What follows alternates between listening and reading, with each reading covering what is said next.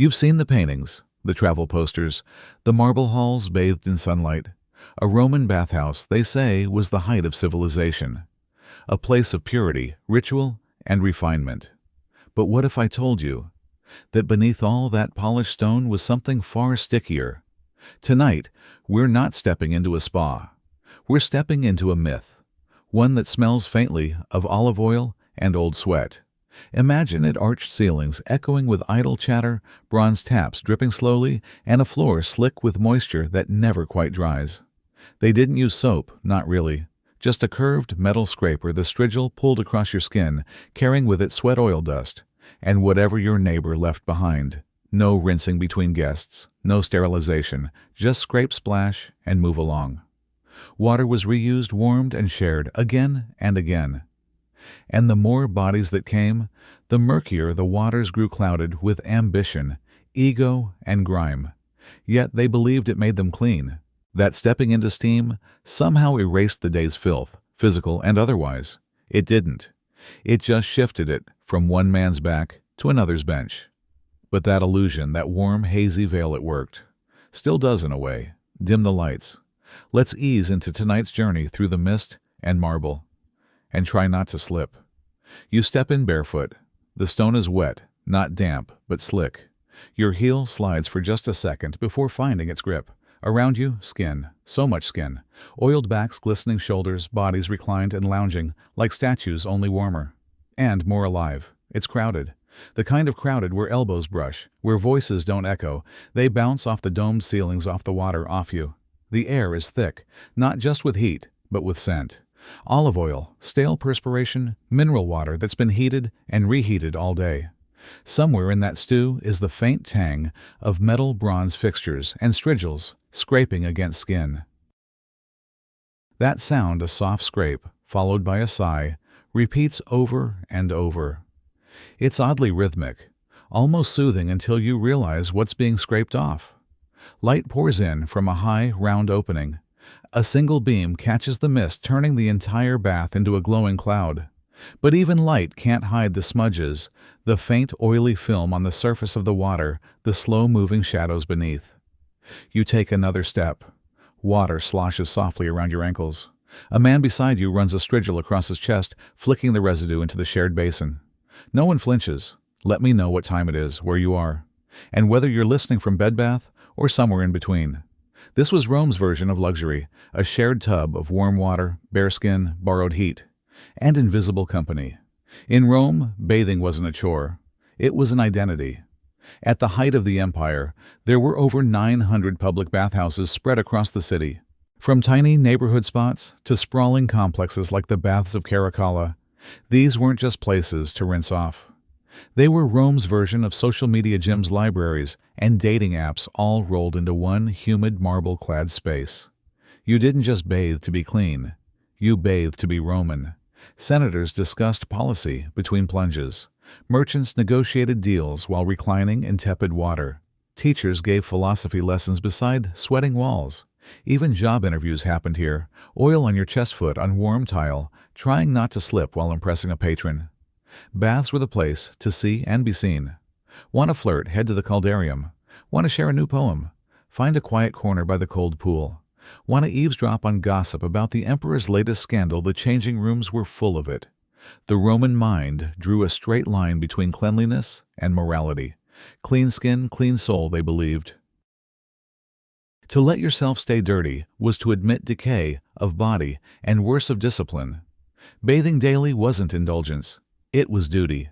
But this obsession came at a price. So many people. So much oil. So much heat. And no real regulation. At some point the question wasn't, have you bathed today, but how many people's dirt did you share? This wasn't just hygiene. This was performance. And in Rome, performance mattered more than purity. You step deeper inside, and it becomes clear this place was engineered to impress. Roman bathhouses weren't simple tubs and steam. They were cathedrals of comfort designed to overwhelm the senses. You'd move through them like stages of a ritual, the apoditarium to undress, the tepidarium to warm up, the caldarium to sweat, and the frigidarium to close your pores with a jolt of cold. The floors were laid in mosaics, tiny tiles, arranged in mythic scenes. Fish dolphins, sea nymphs, things that belonged in clean water, not murky baths. The walls stuccoed or frescoed, sometimes in vivid color, other times fading under steam stains. Vaulted ceilings towered overhead, trapping heat, amplifying voices. The roof let in light, not directly, but softened through carved slits and small windows so it shimmered across the pools like liquid gold. And beneath it all, a marvel of Roman engineering, the hypocaust system. Fires stoked in underground chambers sent hot air flowing beneath the floors, up hollow walls, keeping the caldarium hot enough to bake bread. You didn't just feel the heat. You felt surrounded by it, as if the room itself were alive and breathing. Everything about the space said luxury, warmth, leisure, grandeur, but not cleanliness. For all its beauty, it was still a shared space, shared water, shared sweat, shared stone seats that rarely got scrubbed. Heat may have opened your pores, but it also opened the door for bacteria to thrive. And as steam rose, so did the invisible leftovers of every man who came before you. A temple of relaxation, yes, a temple of sanitation. Not quite. You weren't alone in the bathhouse. Far from it. In Rome, everyone bathed, not just the wealthy. Soldiers, merchants, freedmen, enslaved workers, philosophers, even beggars. The bathhouse was one of the few places in the empire where class lines blurred, if only for a moment. There were designated hours, of course. Men in the morning, women in the afternoon. Children could go with either parent, but timing was just a suggestion, especially in the smaller neighborhood baths. Overlap happened, accidental or intentional. Elders came for relief, not just from aches, but from loneliness. You'd see them sitting on the edge of the frigidarium, legs dangling, half listening to nearby conversations. Young men came in groups, loud and joking, tossing water at each other, showing off. Some came for networking, others for less formal connections. Privacy didn't exist here. Not really. You undressed in a room with strangers. You sat naked on stone benches beside people you didn't know. And you sweated together. For all the Romans' obsession with appearances, this was the most public form of vulnerability imaginable. And yet, they welcomed it. Because inside the bathhouse, identity shifted. Your title, your tunic, your daily mask all stripped off. Who you were didn't matter quite as much as how you carried yourself in the steam. Confidence was currency.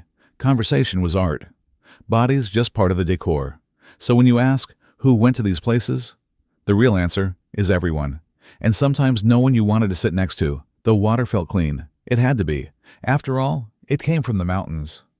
Rome's aqueducts were legendary stone channels stretching for miles, carrying fresh water from distant springs into the heart of the empire. It poured into fountains, homes, latrines, and bathhouses. An architectural miracle, a gift from the gods. But here's the catch. Once that water entered the bathhouse, it stopped being fresh.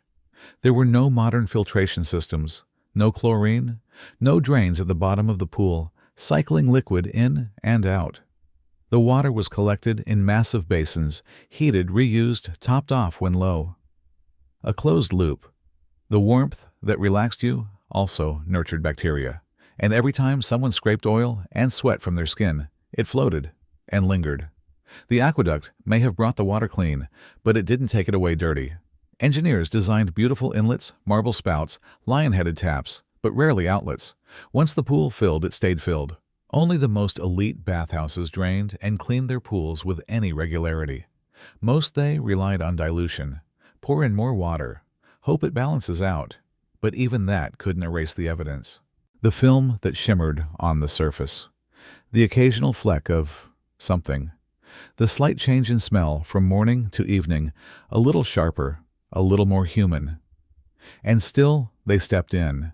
Because the source was pure, because the aqueduct was impressive, because perception mattered more than hygiene. They trusted the system even when the system didn't clean up after itself. It's easy to admire the engineering, harder to admire the water itself. You wake up, work a little, eat a little, then it's time to bathe. In ancient Rome, bathing wasn't just an act. It was a daily rhythm as consistent as the sun. The typical citizen, from artisan to aristocrat, arranged their day around a visit to the therma. You wouldn't go first thing in the morning, that was for chores, meetings, business. The bath came later. After the heat of labor. Before the glow of dinner. It was a transition from public to private, from effort to indulgence. First a light snack. A bit of breadfruit, maybe cheese. You wouldn't want to bathe on a full stomach. Then off you'd go, tunic wrapped loosely, sandals slapping the stone. You'd enter the appetitarium to undress. Leave your clothes with an attendant if you trusted him. Many didn't. Theft was common and lockers didn't exist. Some people brought slaves just to guard their garments. From there, the routine. Warm up in the tepidarium. Sweat it out in the caldarium. Cool down in the frigidarium. Maybe stop for a massage in between. Use a strigil. Apply more oil. Catch up with a friend. Flirt. Gloat. Listen. Judge. Rest. Repeat. You might overhear poetry being recited near the benches, or a heated debate about Stoic philosophy, or a very loud woman ranting about her neighbor's pet monkey. Bathhouses were noisy, vibrant, alive. This wasn't just about rinsing off the day. It was about rejoining the flow of Rome. Its noise, its scent, its heat, its people. You didn't just clean your skin here. You exfoliated your stress. And maybe picked up someone else's. There was no soap. That might be the first thing you notice, or rather, the thing you don't. No foamy bubbles, no lavender lather, just oil. Thick golden, and everywhere. Romans believed oil did the job, and in a way it did. Before you entered the hot room, you'd slather yourself in olive oil, not just for the skin, but for tradition. Warmed slightly, sometimes infused with herbs or perfume. It smelled rich, it felt luxurious. Then came the strigil. A curved metal tool, often bronze. Not sharp, but firm. You'd grip it like a tiny sickle and scrape. Across your arms, your back, your legs. The oil lifted sweat dust, dead skin, and the strigil took it all off in long, glistening ribbons. Think of it like peeling yourself out of the day. But what happened next? The mixture of oil and grime, called fuligo, had to go somewhere. Some flicked it into troughs along the floor. Some let it slide into the communal water. Others, especially the frugal, collected it. Yes, collected. There were men whose job was to scrape up the discarded filth. They'd sell it, repurpose it, sometimes even reuse it as leather conditioner, lamp oil, or medicine. A dirty job, but a profitable one.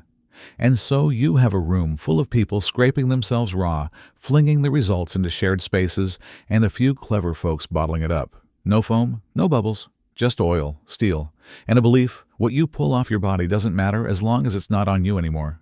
Forget curtains, forget walls, forget the idea of me time. Roman bathhouses were deliberately public. Privacy wasn't just rare, it was unthinkable. You entered a room filled with naked strangers, and that was normal. There were no dividers between benches, no partitions between baths. People sat shoulder to shoulder on warm stone, often skin brushing skin. You could be sweating through your pores while a stranger's knee grazed yours. You didn't flinch. Neither did he. The idea was simple. If you're clean, what's there to hide? Children ran between the rooms splashing and shrieking. Women during their allotted hours gossiped loudly, sometimes bringing servants to scrub their backs. Men argued, laughed, sang, shouted.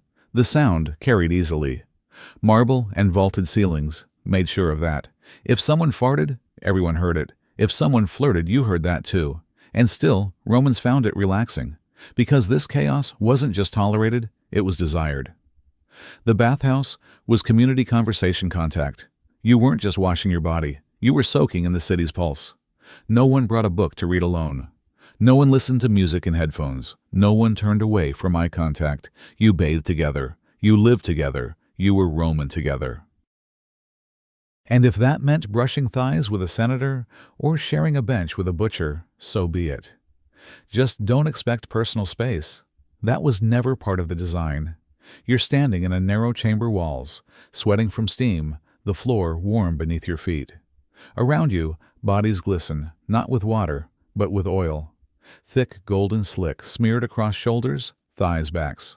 You do the same, pouring olive oil from a clay flask and rubbing it over your arms, your chest. It doesn't feel like cleaning. It feels like marinating. Then you wait your turn. Because this isn't a private ritual. It's communal. The strigil is passed from hand to hand. A curved metal blade, not sharp enough to cut, but firm enough to scrape. When it's your turn, you brace yourself.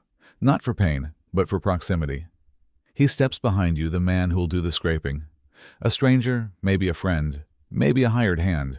He places a steady palm on your shoulder. The strigil touches your skin, cool at first, then warming from friction. Scrape. You hear it before you feel it. A slow, deliberate draw along your back, lifting oil sweat and whatever clings beneath the surface. Dirt, dead skin, fatigue, doubt. Scrape. It leaves a faint redness, not from damage from pressure. The man doesn't speak. Neither do you. Around you, others are being scraped too. A rhythm begins. Blades on skin, oil on stone, grunts, exhales. Somewhere someone laughs but softly, like even laughter has been steamed down to a whisper. You close your eyes. It's oddly intimate. Not sexual, not violent, just close. A ritual that says, we're all made of the same muck. You think of the people who've used this strigil before you, hundreds, maybe thousands. Their skin now part of its edge. No one uses soap. That's not how Romans clean. They oil, they scrape, they rinse, or don't. Some leave the residue as a kind of protective film. Some collect it. Yes, collect it. To sell, to reuse. Mixed with dirt, hair sweat a paste with its own purpose. You wonder what your scraped-off self will become. The man finishes. He nods, presses the strigil into your hand. Now it's your turn to do the scraping. And as you raise your arm, stepping behind the next body in line, you realize something strange. You feel cleaner. Not sterile, not fresh, but lighter. And in Rome, that's enough. You didn't bring your own oil today. That was your first mistake. Because in Rome, cleanliness has a price, and olive oil isn't free. The wealthy arrive with flasks carved from alabaster or glass infused with herbs, maybe even imported scents. Their slaves carry them. Their masseurs warm them by the brazier before use. You're not one of them. So when it's time to oil your skin, you head to the communal corner, a basin dark and half full. The oil inside isn't golden, it's brownish, slightly green at the edges. There's something floating hair dust, a shimmer you hope is just from the lamplight. Still, you dip your fingers in. It's lukewarm, not unpleasant, but the smell is wrong. Not rancid, just used. Familiar in the way old towels are familiar, clean enough to tolerate, not clean enough to trust. A boy sits nearby with a wooden scoop, pouring the stuff into clay jars. He's a collector. That's the job. He scrapes the runoff from massage stones, from drained buckets, even from the ruts in the stone floors.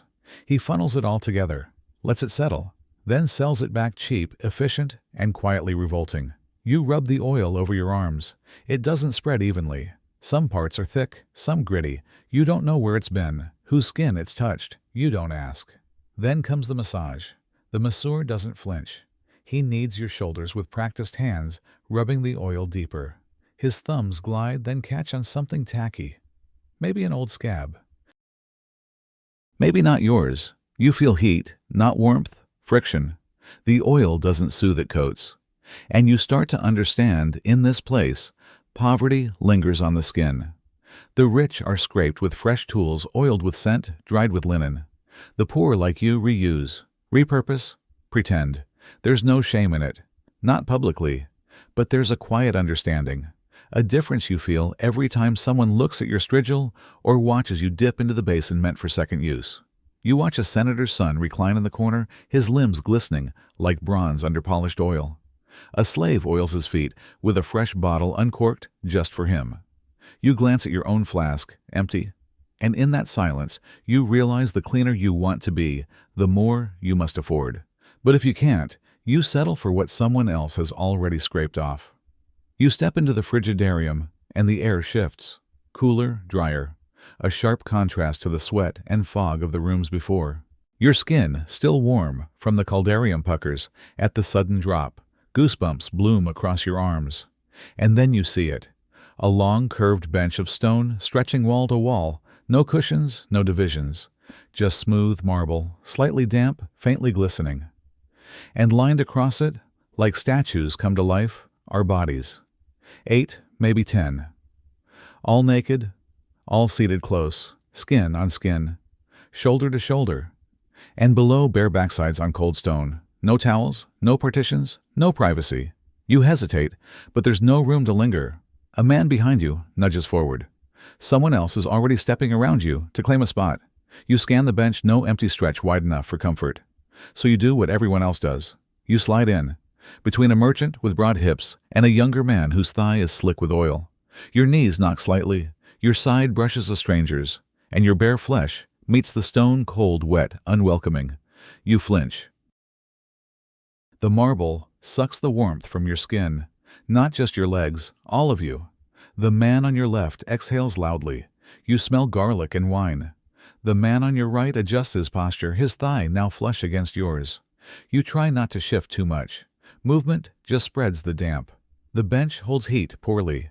It's designed for endurance, not comfort. The frigidarium is meant to close your pores, restore your breath.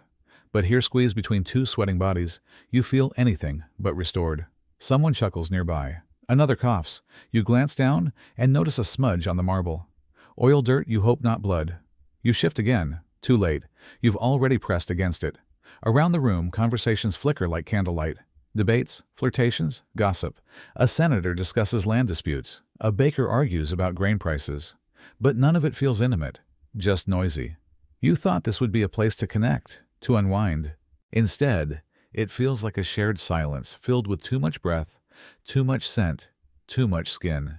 Your back aches. You try to focus on your breathing. Inhale, exhale. Ignore the drip from the ceiling.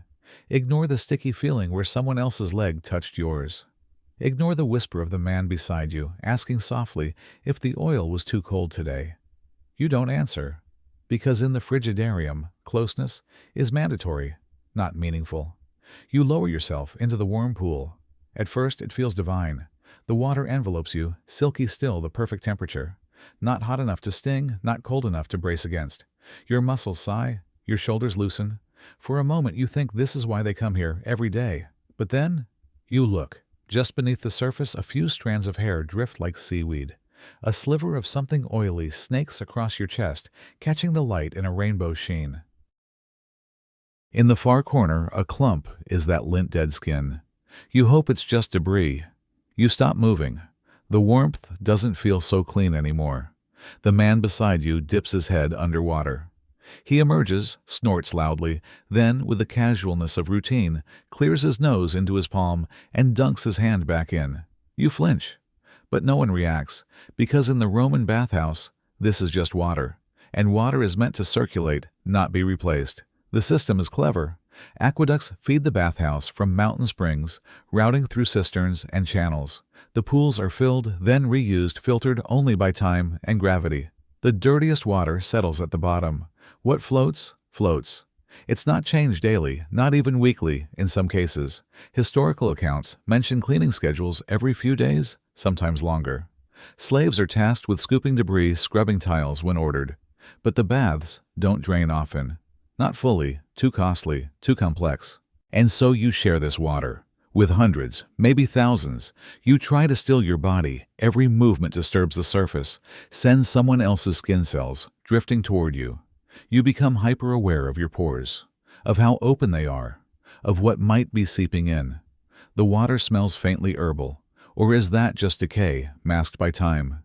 You notice the heat isn't from any visible fire. That's because it's not all from hypocausts or clever engineering. Some of it, unpleasant as it is to consider, is from fermentation.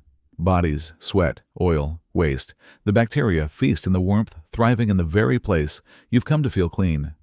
And yet, no one leaves. The senator leans back. The baker hums. The child, near the steps, splashes happily.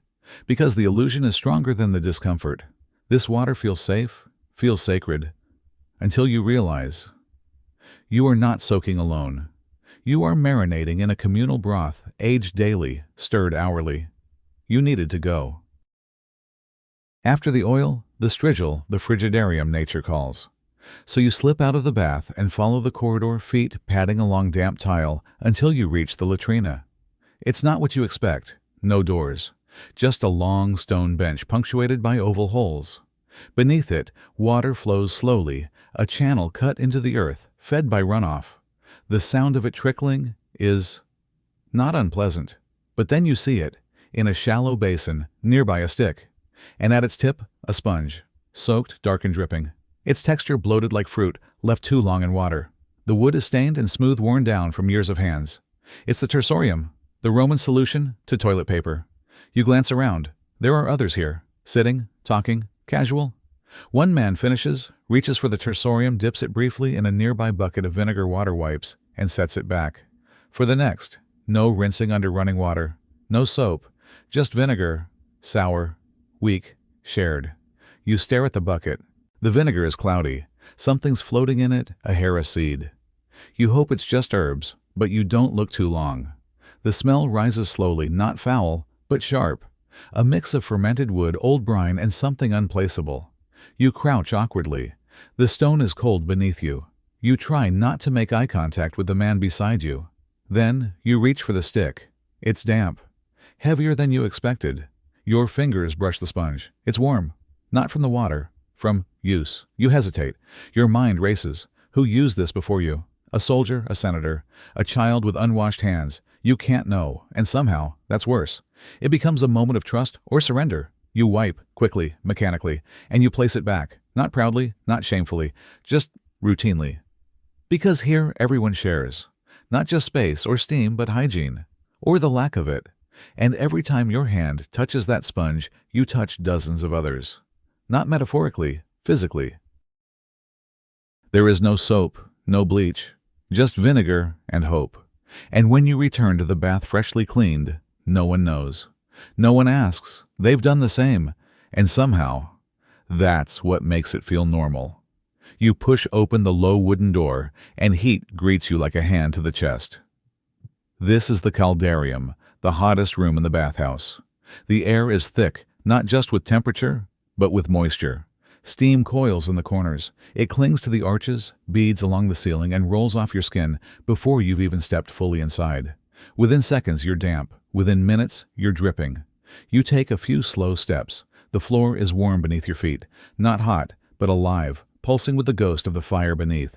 Your lungs adjust. Each breath feels heavier. You have to work to inhale. The air seems to sit inside you rather than move through. Shapes drift in and out of view. You see a shoulder, a knee, the curve of someone's back. Then they vanish, swallowed by mist. The vapor smooths everyone into silhouettes. You can't tell slave from senator, guard from grocer. In here, you're just bodies in a cloud.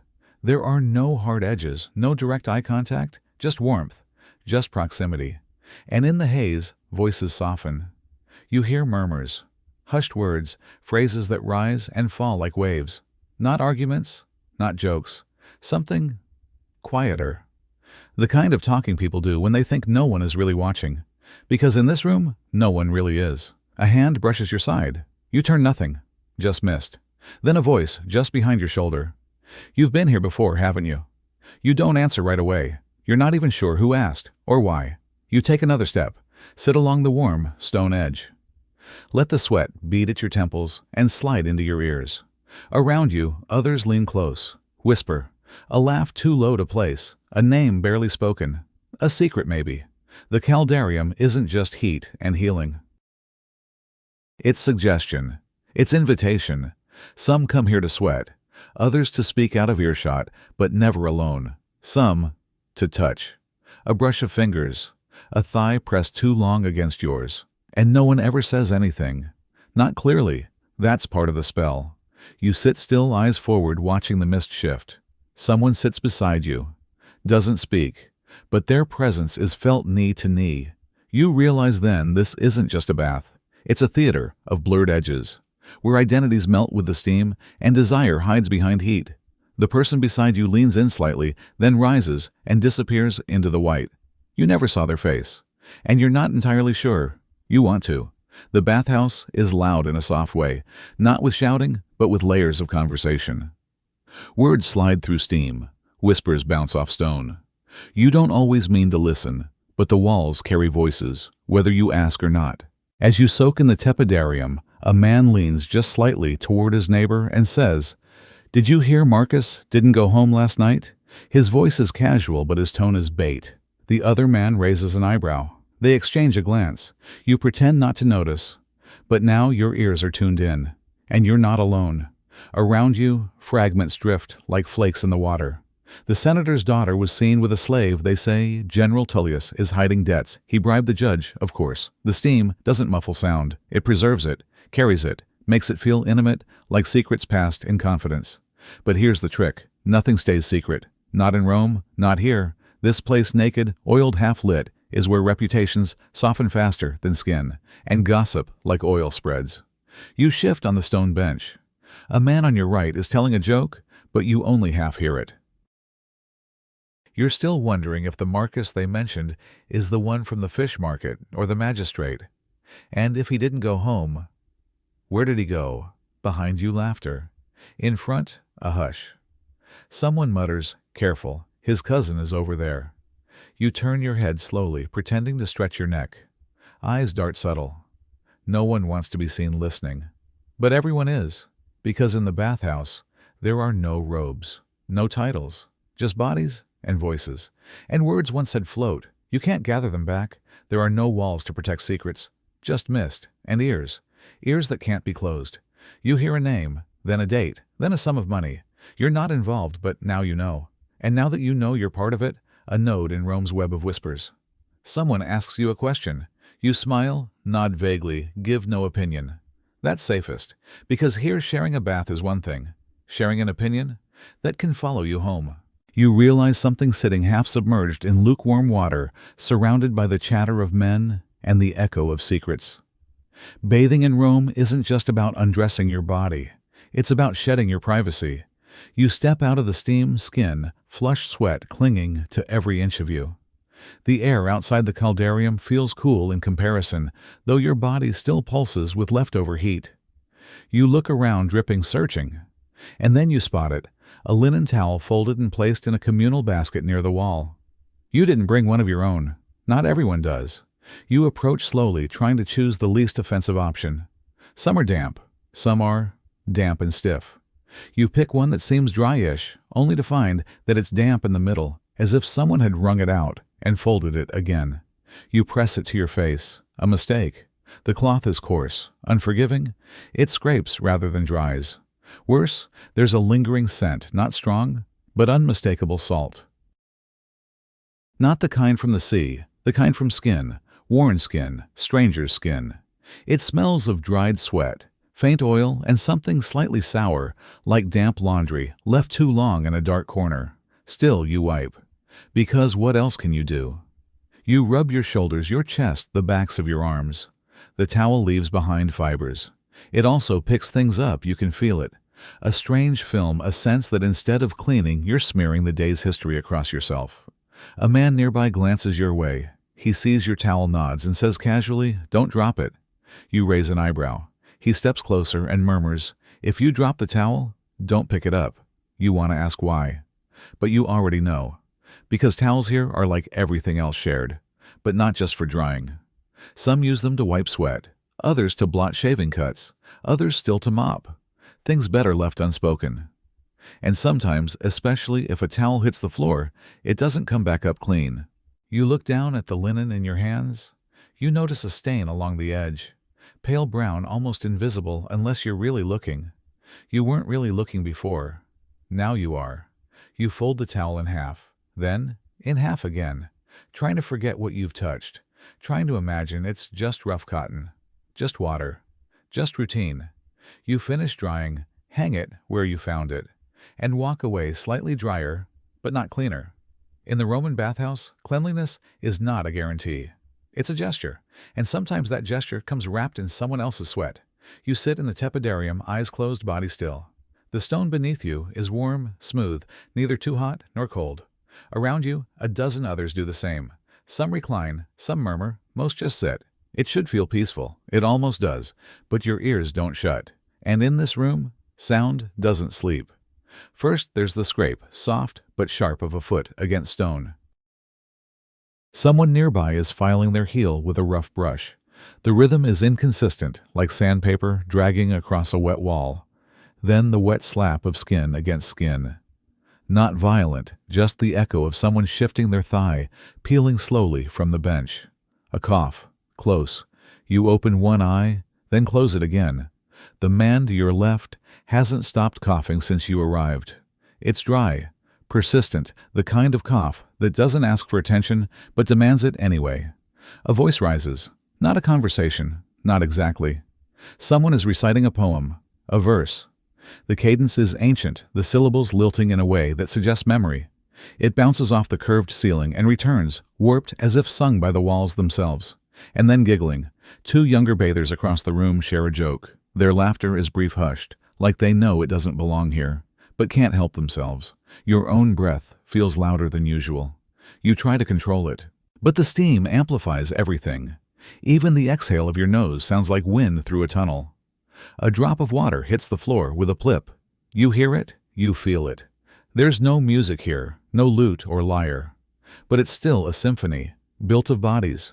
The glide of fingers over slick skin. The swish of water being poured from a jug. The grit of oil being scrubbed from elbows. Each note is quiet, but together they form a wall of noise that somehow doesn't rise. It seeps.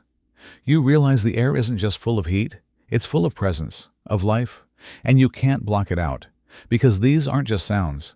They're textures clinging to your ears the way mist clings to your eyelashes. They enter you, stay with you, even when you leave. The tepidarium is supposed to be a place of rest, a gentle transition between heat and cold, between sweat and stillness. But with your eyes closed, what you find is not silence. It's the soundscape of skin, moist, muffled, human. 1,000 little reminders that in Rome, even relaxation is shared.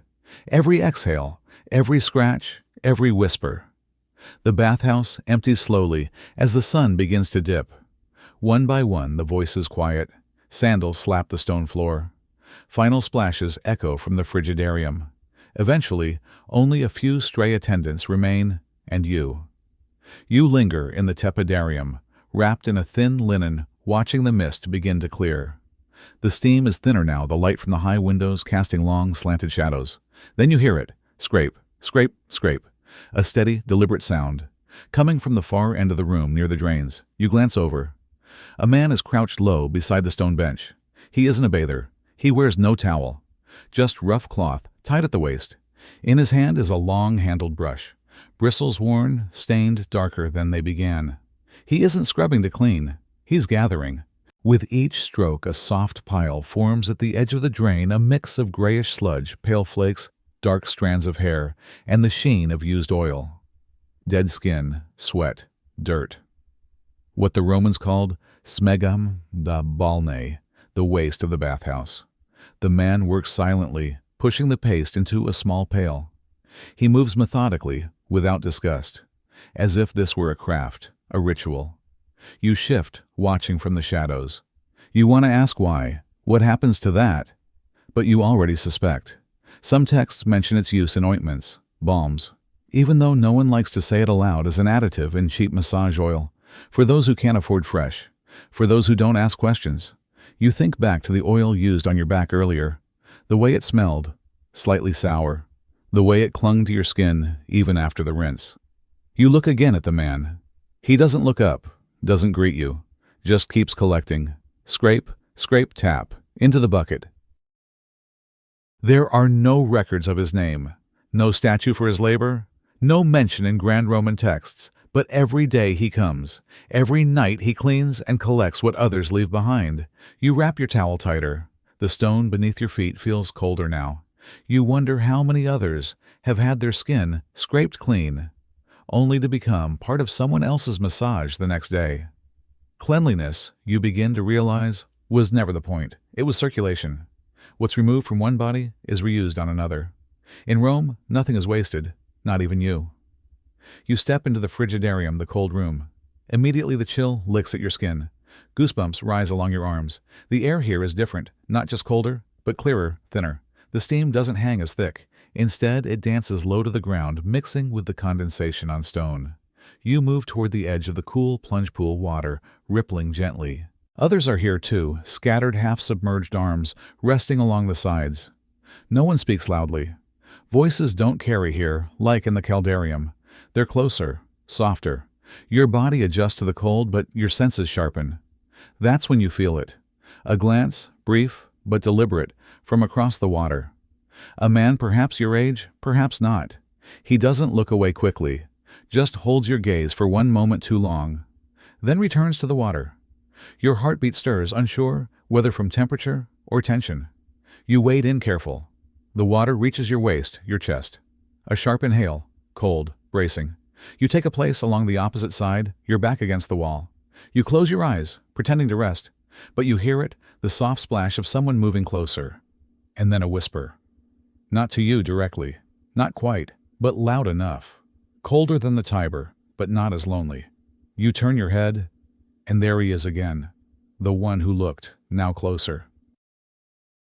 His mouth curved slightly, not quite a smile. You say nothing. You don't have to, because in Rome, the bathhouse is more than public hygiene. It's intimacy, unsupervised. No togas, no guards, just warm water and unguarded eyes. Deals are made here, friendships are forged, and sometimes something else. A touch of knees under the water, a shared towel, a nod at the exit, just a little too timed. The Roman world had its rules, its roles, its rigid expectations. But in here, in the shifting fog of the frigidarium, the lines blur. Here you are not father, soldier, merchant, or slave. You're just skin, and glance, and possibility. A few drops fall from your hair, slide down your back. Across the pool, the man rises to leave. He walks slowly, not looking back, but not hurrying either. He drops something near the door, a coin, or perhaps a token. Maybe it's nothing, maybe it's everything. And suddenly, the cold water doesn't feel so cold anymore. As you move between rooms, a man passing by leans in his voice just above a whisper. Avoid the caldarium today, he mutters. Someone came out yesterday, covered in red patches. He doesn't stop walking, doesn't explain. He doesn't have to, because in the bathhouse, warnings travel faster than footsteps. And though no one ever speaks them too loudly, the message spreads. You glance toward the caldarium steam, curling out the arched doorway like fingers. Someone walks out drying their chest. Nothing seems off. But now the thought is in your head. There is no chlorine in the water, no disinfectant, no deep scrub of the benches or tools, no sterilization between bodies. Just heat, moisture, and skin. A perfect recipe. You try to shake the thought, but your gaze drops to your own arm, a small red patch just above the elbow. It looks like a simple rash. Probably from the towel, or the oil, probably. You rub it gently, then stop. Because suddenly, you can't remember if it was there this morning, or if it's new, or if the man who massaged your shoulder earlier had anything on his hands. Someone next to you scratches their side. Someone else sneezes. You begin to notice more. A man drying his feet with what looks like a shared towel.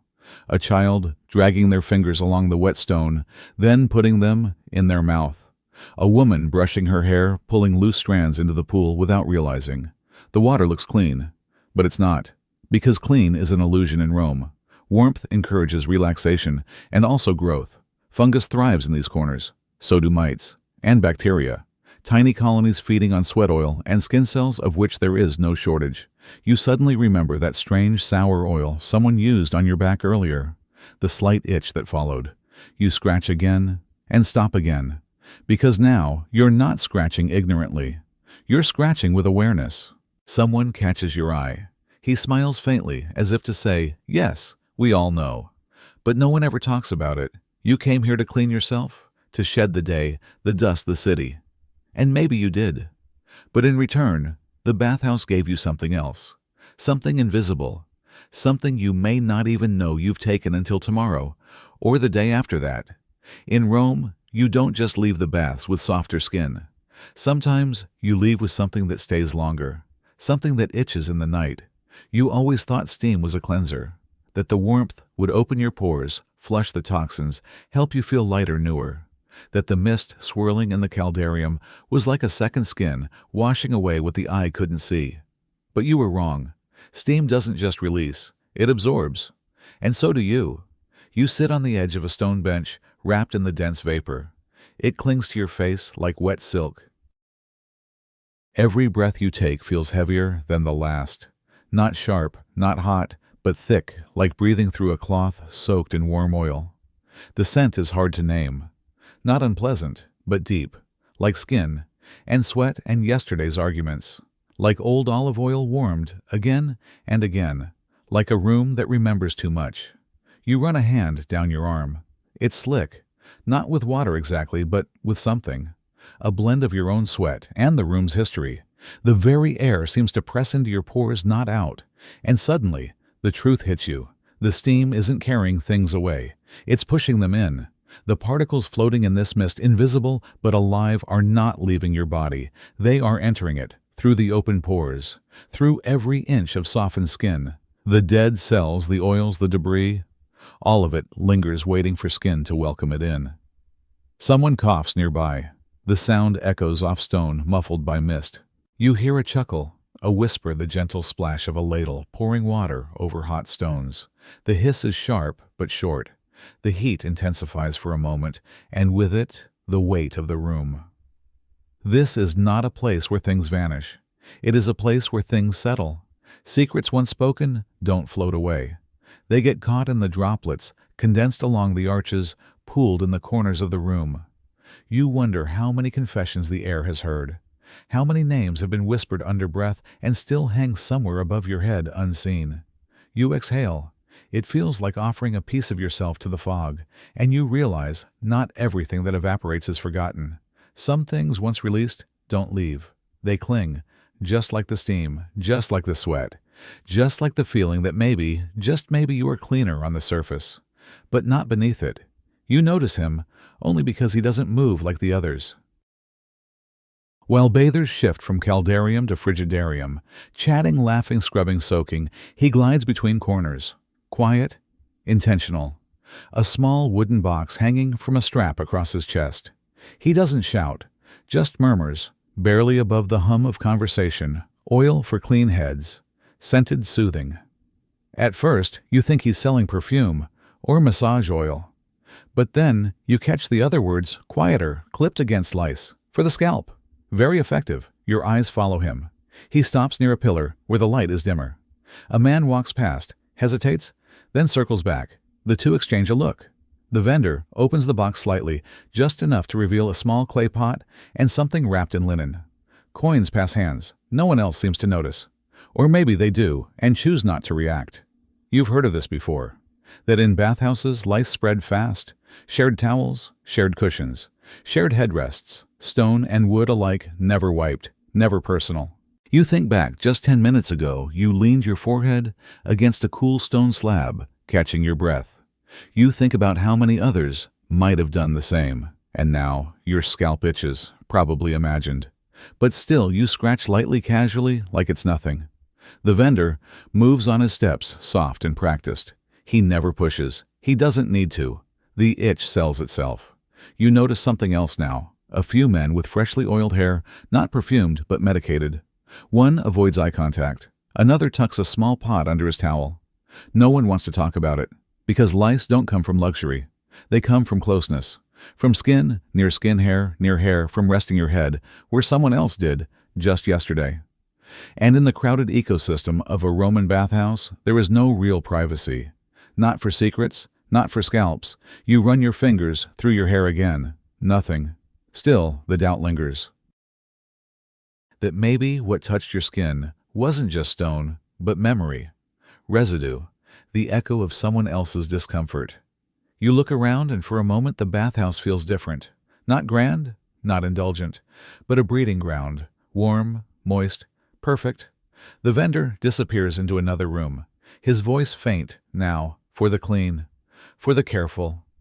You wrap your towel tighter, suddenly aware of every hair on your body. You sink into the warm water, hoping just for once to relax. But your ears betray you. Just to your left, in the curve of the pool's marble edge, two men sit slightly apart from the others. One wears a toga, dyed a dusty gray, its hem wet and heavy. The other's hair is oiled back, face tanned, expression unreadable. They speak softly, but not softly enough. You catch a word, password. Your breath holds. You pretend to close your eyes. Lean your head back, let your arms float. But you're listening. Another phrase drifts out the southern shipment. It's delayed. A low chuckle. A splash.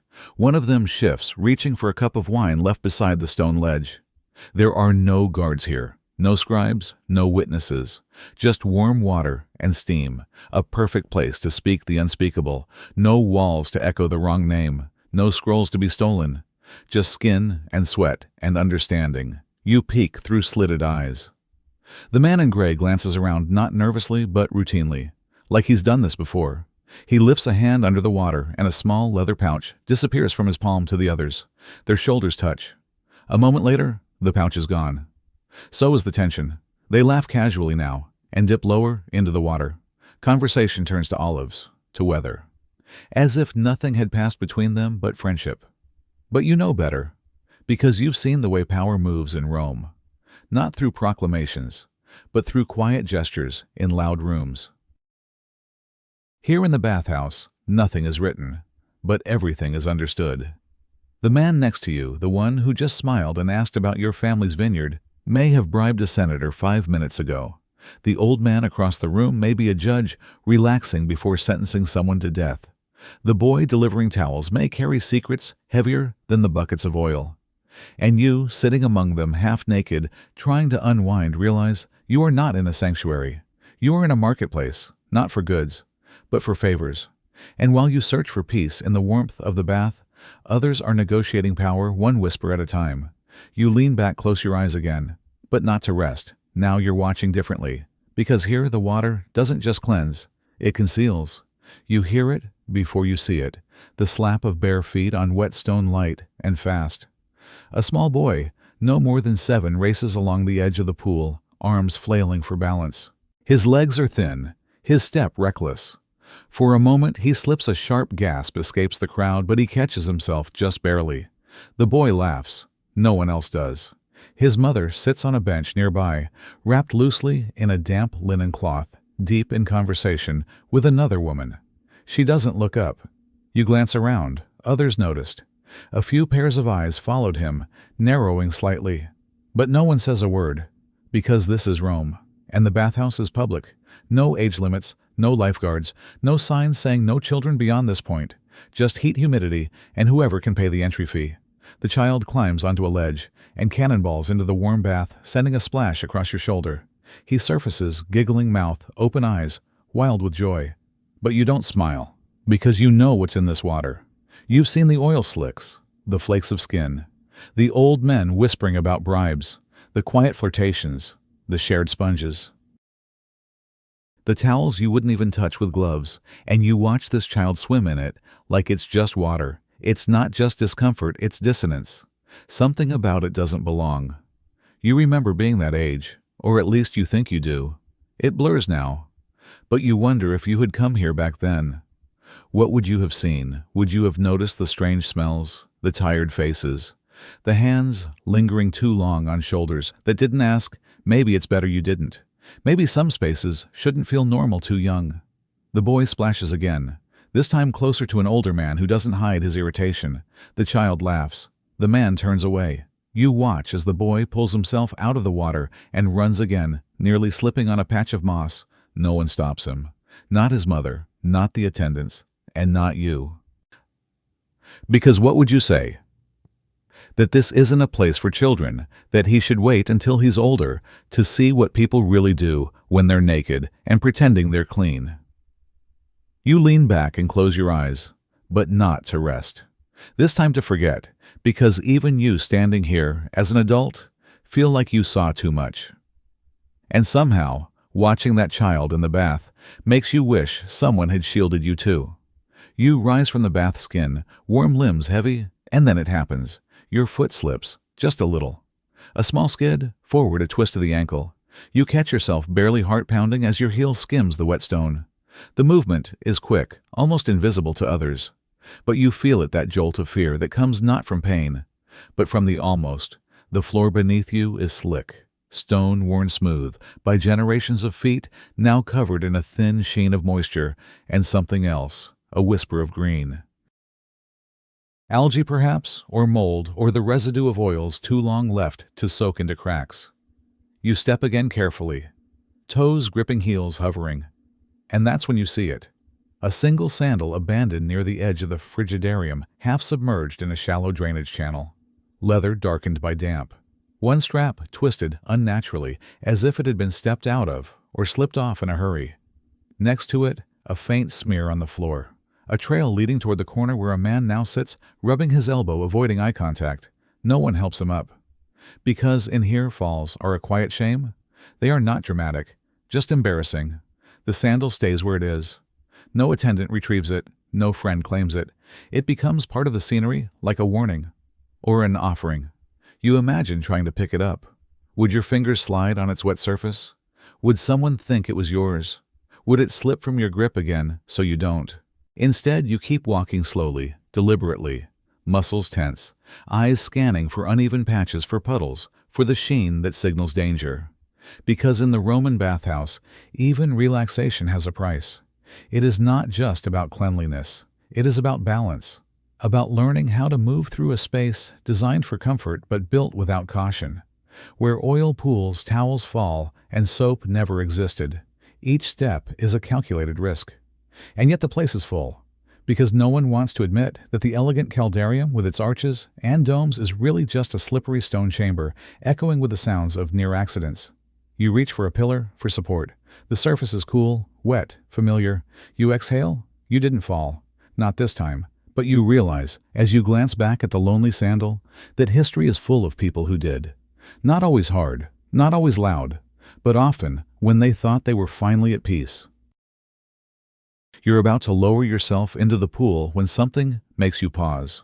Across the room, an elderly man stands still, not washing, not talking, just bowing his head.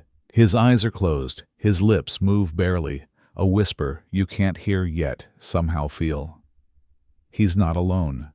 Set into a small alcove in the wall, nearly hidden behind a curtain of steam, is a weathered stone statue, a figure with a staff coiled in serpents. Asclepius, the god of healing. His face is worn smooth by time, but his presence is unmistakable.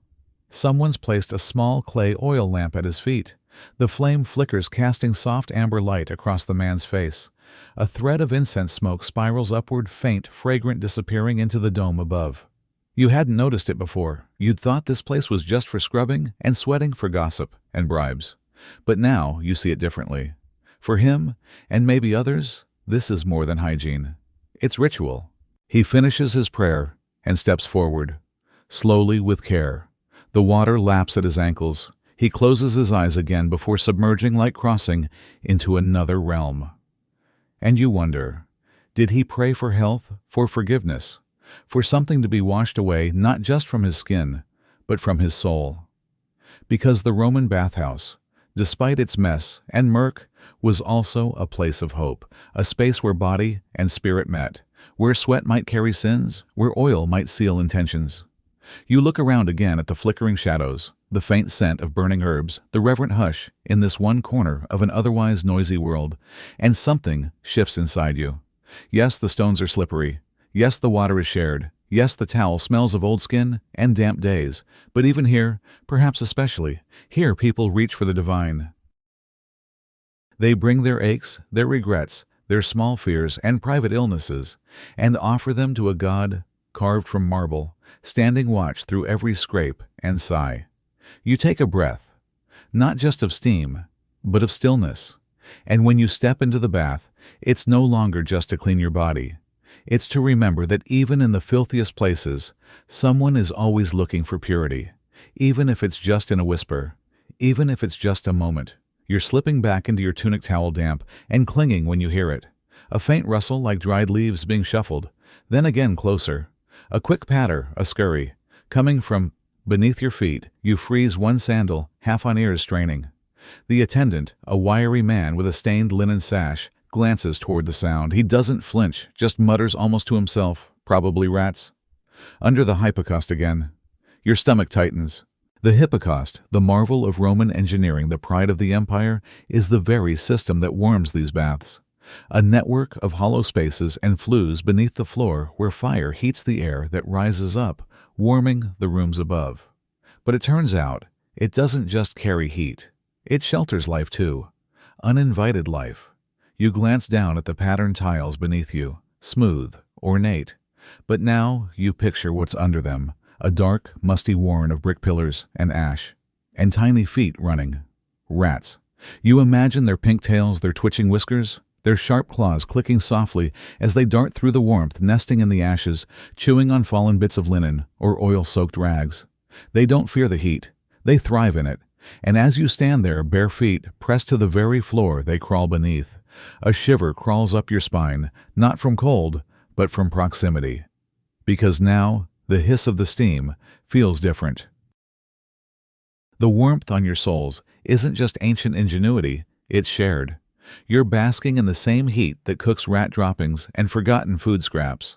And suddenly, this place with its mosaics and columns, its echoes of philosophical debates and noble senators feels less like a temple of civilization and more like a densely populated nest, layered with human vanity and animal truth. The line between refinement and infestation is thinner than the tile beneath your feet. You step back from the bench, eyes still locked on the floor. It doesn't creak, but you wonder, what would it sound like if one of them scratched hard enough? Would the stone echo? Would you hear a squeal? Or would the warmth just keep rising, indifferent, eternal, carrying up more than just heat? You step out of the changing chamber. Skin, still damp hair, clinging to your neck, and stop. The hook is empty. You blink. Once, twice. You check again.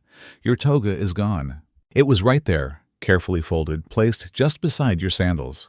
You remember the faint blue stripe, the frayed edge at the hem. You even remember adjusting it this morning, tucking the corner in just so. And now, nothing. A few pieces of clothing lie nearby, piled haphazardly. A dull brown tunic, a towel that isn't yours. But your toga, your outer dignity, has vanished. You wrap the thin linen towel tighter around your waist. It's barely enough.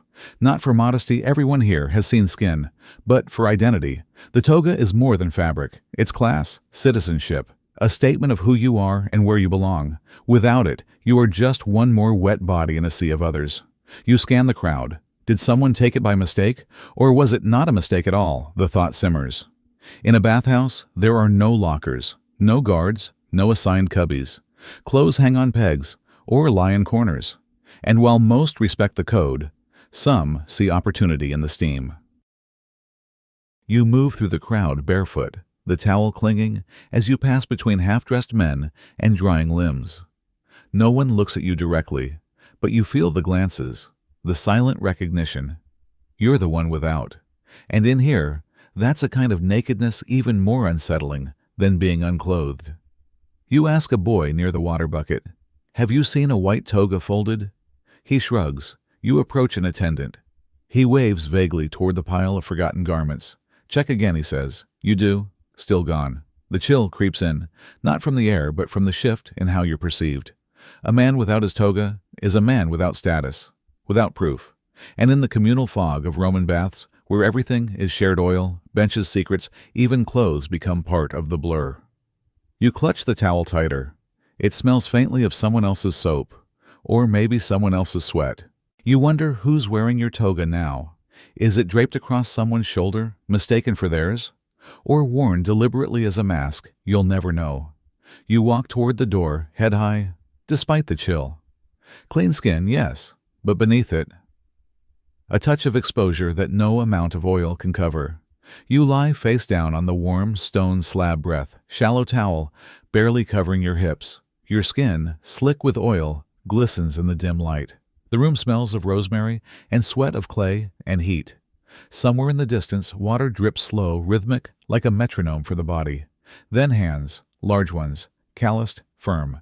They press into your shoulders, spreading the oil-needing muscles, made tight from poor posture and cold marble benches. The pressure is precise, almost practiced. But there's no introduction, no voice, only a soft grunt of acknowledgement when you turned your head earlier. Now, nothing. The hands work in circles across your back, down your spine, over the knots near your ribs. They pause occasionally, as if listening to your body's response. And they know. They know how to avoid the bruise on your side. They know just how hard to press above the hip, how slowly to drag fingers down your shoulder blades. It feels oddly intimate, but also completely anonymous. You don't know this man's name.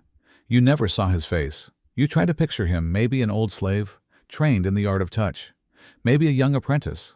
Maybe someone who isn't supposed to be here at all. There's a faint whistle of air, a shift behind you, and the hands stop. You lift your head slightly, half turning to speak, but the man is gone, replaced by another. Thinner fingers now. A different rhythm. No explanation. Just a glance from the corner of his eye as he continues the work like nothing happened. You're not sure when the switch occurred. And that's when it hits you in the Roman bathhouse. Identity doesn't matter. Not in this room. Not when your face is pressed to stone and your body is laid bare. The hands that touch you could belong to anyone. A former soldier, a thief, a friend of a senator. A man who never speaks because he's not allowed to. Or maybe, someone who just likes not being known. And in that moment, as your back is worked over by yet another nameless figure, you feel at the strange comfort and quiet discomfort of being no one to each other. No questions, no past, no futures, just oil, stone, and touch. You hear them before you see them. A group of men, half wrapped in towels, seated along the edge of the frigidarium pool. Their voices echo off the walls, deep laughter, the clink of pottery, a sloshing sound, followed by a cheer. You turn slightly and spot them 5 or 6 men toga sashes draped loosely over oil-slicked shoulders, each holding a terracotta cup filled with something dark and red, wine. They pass the jug, freely pouring generously, droplets splashing onto the warm tile. One man gestures wildly mid-story and nearly topples into the lap of another who catches him with a bark of laughter. Their cheeks are flushed eyes, glassy. You shift away subtly, but not fast enough. Suddenly, one of them, the youngest, perhaps a new recruit or a merchant's son, steps toward the pool cup in hand. His foot slips on the oily stone, his leg jerks sideways, and he falls headfirst into the water, with a splash loud enough to silence the whole chamber. Water explodes outward, soaking your side, dousing your towel. For a second there's only dripping and echo. Then laughter erupts again, but beneath it another scent creeps in. Subtle, faintly acidic, the wine. It trickles across the floor, mingling with the warm water around your ankles. Thin trails of purple weave through the pale puddles curling near the drain like dye and silk. Someone mutters, "Red baths tonight." The man in the water surfaces, sputtering, still gripping his cup like a trophy. He grins teeth red from the drink, as though nothing matters, as though this were all part of the experience. And maybe, in Rome it is. Because here, pleasure wasn't compartmentalized. There were no hard lines between celebration and cleansing, between indulgence and ritual. Wine flowed as freely as water, sometimes into the water, but as the scent of sour grapes lingers on your skin, you wonder how many others have bathed in wine-tainted pools before you. How many have mistaken intoxication for invincibility? You glance at the attendants. They don't intervene. Just another day at the bathhouse. A place where rules bend, where boundaries blur, where even the sacred ritual of washing can be muddled literally by fermented indulgence. And long before sanitation laws or safety signs, the Romans lived by a different creed. Try everything once, even if it means scrubbing Cabernet out of your pores later. You return home that evening feeling refreshed. Your skin is smooth, slightly pink from the heat. The scent of olive oil and herbs still lingers faintly on your forearms. You breathe deeply, satisfied, the way only a long soak and massage in the bathhouse can make you feel. Muscles loose, thoughts lighter, a little more Roman. You sleep well that night, but the next morning, something is off. A small red bump has appeared on your shoulder. Just one, barely raised. You scratch it absently, think nothing of it. By midday, it has company. 3 more, then 5. By the time the sun sets, your back is a constellation of discomfort. You twist and squint at the mirror-polished metal plate, trying to glimpse the cause. The bumps are spreading, forming a rash, itchy warm to the touch. A trail of irritation blooming across the very skin you had proudly scrubbed the day before. You remember the words of the man who sat beside you in the caldarium, the one who kept shifting in his seat, subtly scratching at his arm. "Watch out for the frigidarium this week," he had whispered. "Someone said a soldier got ringworm." You had nodded politely, but didn't think much of it. Now you wonder. The water, the oil, the hands, the shared towel, they all seemed so benign in the moment. Part of the ritual, the comfort, the luxury. But the truth is, nothing in that space was ever truly yours. Not the bench, not the oil, not even the towel you used to wipe your face. And now, back in your own home, far from the steam and echoing voices you carry with you, a souvenir. A reminder that cleanliness in Rome was communal, and so were its consequences. You reach for a salve, something to ease the itch. But part of you knows it's already in you. The bathhouse doesn't stay in Rome. It follows, quietly, patiently, like the way steam settles into fabric or secrets into silence. You bathed to unwind. Instead, you brought home a long-term guest. And you wonder, as you scratch at your shoulder, was it worth it? You notice him as soon as you enter. An old man seated on the edge of the frigidarium pool, motionless, his back curved like a tired question mark. A thin towel covers his lap, but he does not move to dip into the water. He just sits. You pass him on your way in, and again on your way out, still there. Same spot, same stillness. His skin is a parchment of age, creased and pale. Sparse white hair clings to his scalp, and his eyes, though dim, seem to focus on something that isn't there. Or maybe something only he can see. You ask a nearby attendant quietly. They glance over at him and shrug. He comes every day. Same hour, same bench. Another bather leans in. He used to be close to the emperor, they say. A scribe? Or maybe a guard.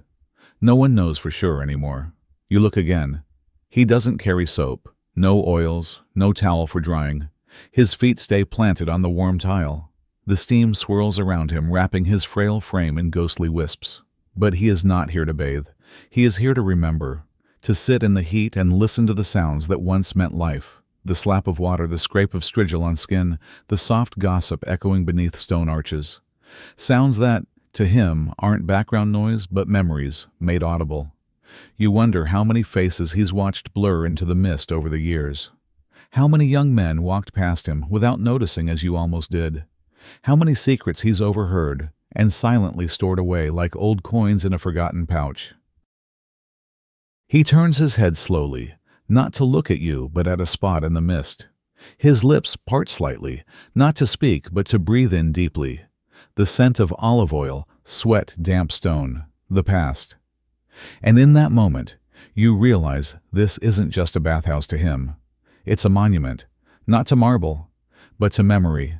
And as you walk away, drying your arms and stepping back into the buzz of Roman streets, he stays seated silent and still soaking in time.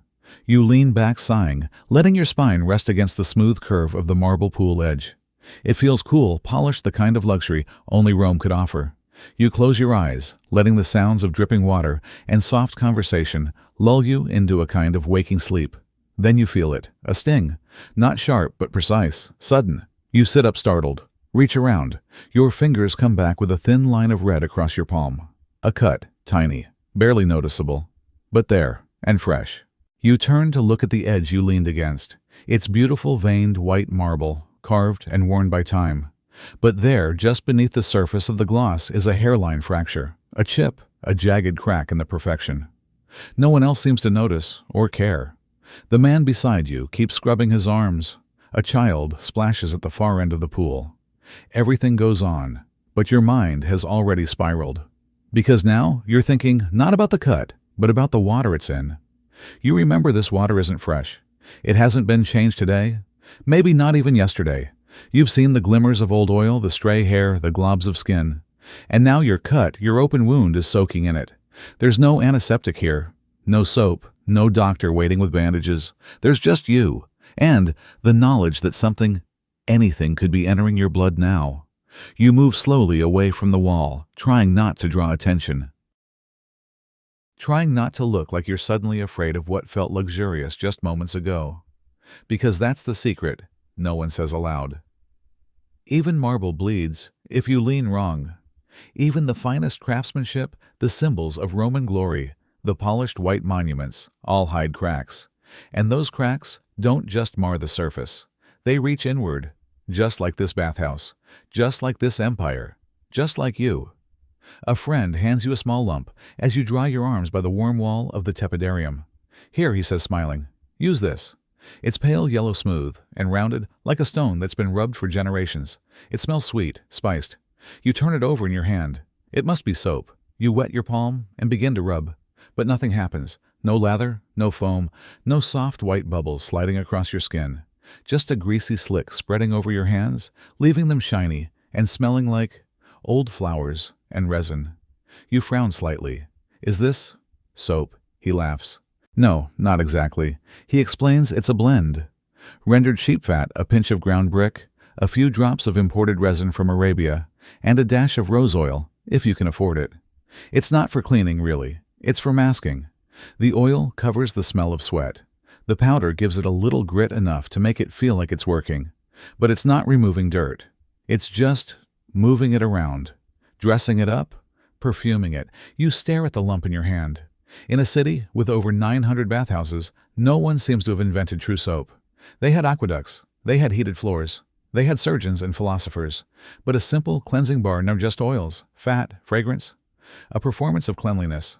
And suddenly the room feels a bit more like a stage. You look around and see others rubbing similar lumps on their arms, their legs, their necks. All of them glistening in the dim light. All of them shining. All of them scented, but none of them truly clean. You set the lump down, and for the first time you wonder, was this bath meant to purify you or just help you pretend you're leaving the bathhouse later than usual? The air outside is cool, the kind that slips beneath your tunic and lingers. The crowds have thinned. The laughter has faded. The floor is mostly dry, the attendants have vanished, and the great fires that warmed the water now glow as embers. But just as you step into the night, you hear something. A shuffle, a faint sound of dripping. Then, from behind the columns at the far end of the building movement, 3 figures slip inside. No attendants, no lamps, only a small torch barely flickering carried low to the ground. They move with practiced ease like they've done this before. One glances behind and meets your eyes for just a second, a flicker of recognition or warning. You don't call out. You don't ask why, because you've heard the whispers. Everyone has. The midnight bathers. Those who come when the bathhouse is closed, not because they're late, but because they don't want to be seen. Some say they're lovers. Others, men who make deals in the dark. A few claim it's the sick, too ashamed to be spotted with rashes or bandages in daylight. But there's something stranger in the way they walk. Too silent, too deliberate. You wonder if you don't want to be seen. Why go to a public bathhouse at all? Unless, of course, you do want to be seen, just not fully. Not clearly. Just enough for someone to remember the outline of your shadow in the steam. You take a step back. The torchlight disappears behind the stone archway. A soft splash follows. And then, a pause. In the thick silence of the Roman night, you feel eyes watching. Not hostile, not curious, just present. You turn and leave your footsteps soft against the worn stone. You don't look back. But later that night, as you lie in bed, you still see that face in the mist, half hidden, half hungry, never fully gone. The moment your foot touches the stone floor of the caldarium, you feel it. Heat, but not the usual comforting warmth. This is different. It bites. You jerk your leg back, toes curled in pain. The soles of your feet sting. You steady yourself on the wall and test again, barely grazing the tile with your heel. Still too hot. Then someone behind you yelps a sharp cry that echoes off the curved walls. He stumbles back out of the doorway, hopping on one foot. It's boiling, he hisses, gripping his ankle like he's been scorched. You peer inside. The steam is thicker than usual. The air dances above the floor, warping the light. You know the hypocaust system. The furnace beneath the bathhouse is meant to gently heat the rooms by circulating hot air under the floors. But today, something's off. Too much wood. Poor airflow. A fire stoked by an overzealous attendant. Whatever the cause, the floor isn't warm anymore. It's dangerous. You imagine the tiles beneath your feet cracking, the clay bricks glowing red just out of sight. If the heat keeps building, the mortar could weaken. You've heard stories of chambers that collapsed from internal heat or smoke that leaked up through the floor. One tale even claimed a man's sandals melted before he could turn around. You step away from the threshold. The others are murmuring now. Some are laughing nervously. Others are angry, shouting for the firekeeper. Somewhere in the back, an older man mutters that the gods must be angry today. You just stand there, eyes still fixed on the flickering mist rising from the room. In a society that worships control over water, over architecture, over the body, the bathhouse was supposed to be safe. A temple of engineering, a place where man had mastered the elements. But standing there, barefoot watching the marble floor smoke, you can't help but feel like you're standing on the crust of a volcano, one that murmurs, one that doesn't care whose skin it scalds next.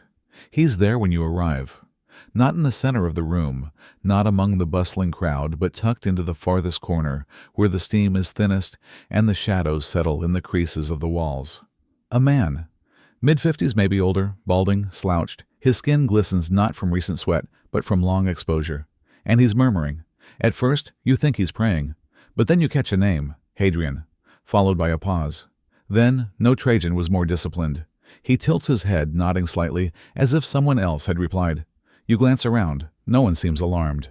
An attendant walks by unfazed. Two boys run past him, chasing each other. A woman steps in, gives him a wide berth, and settles down without a second glance.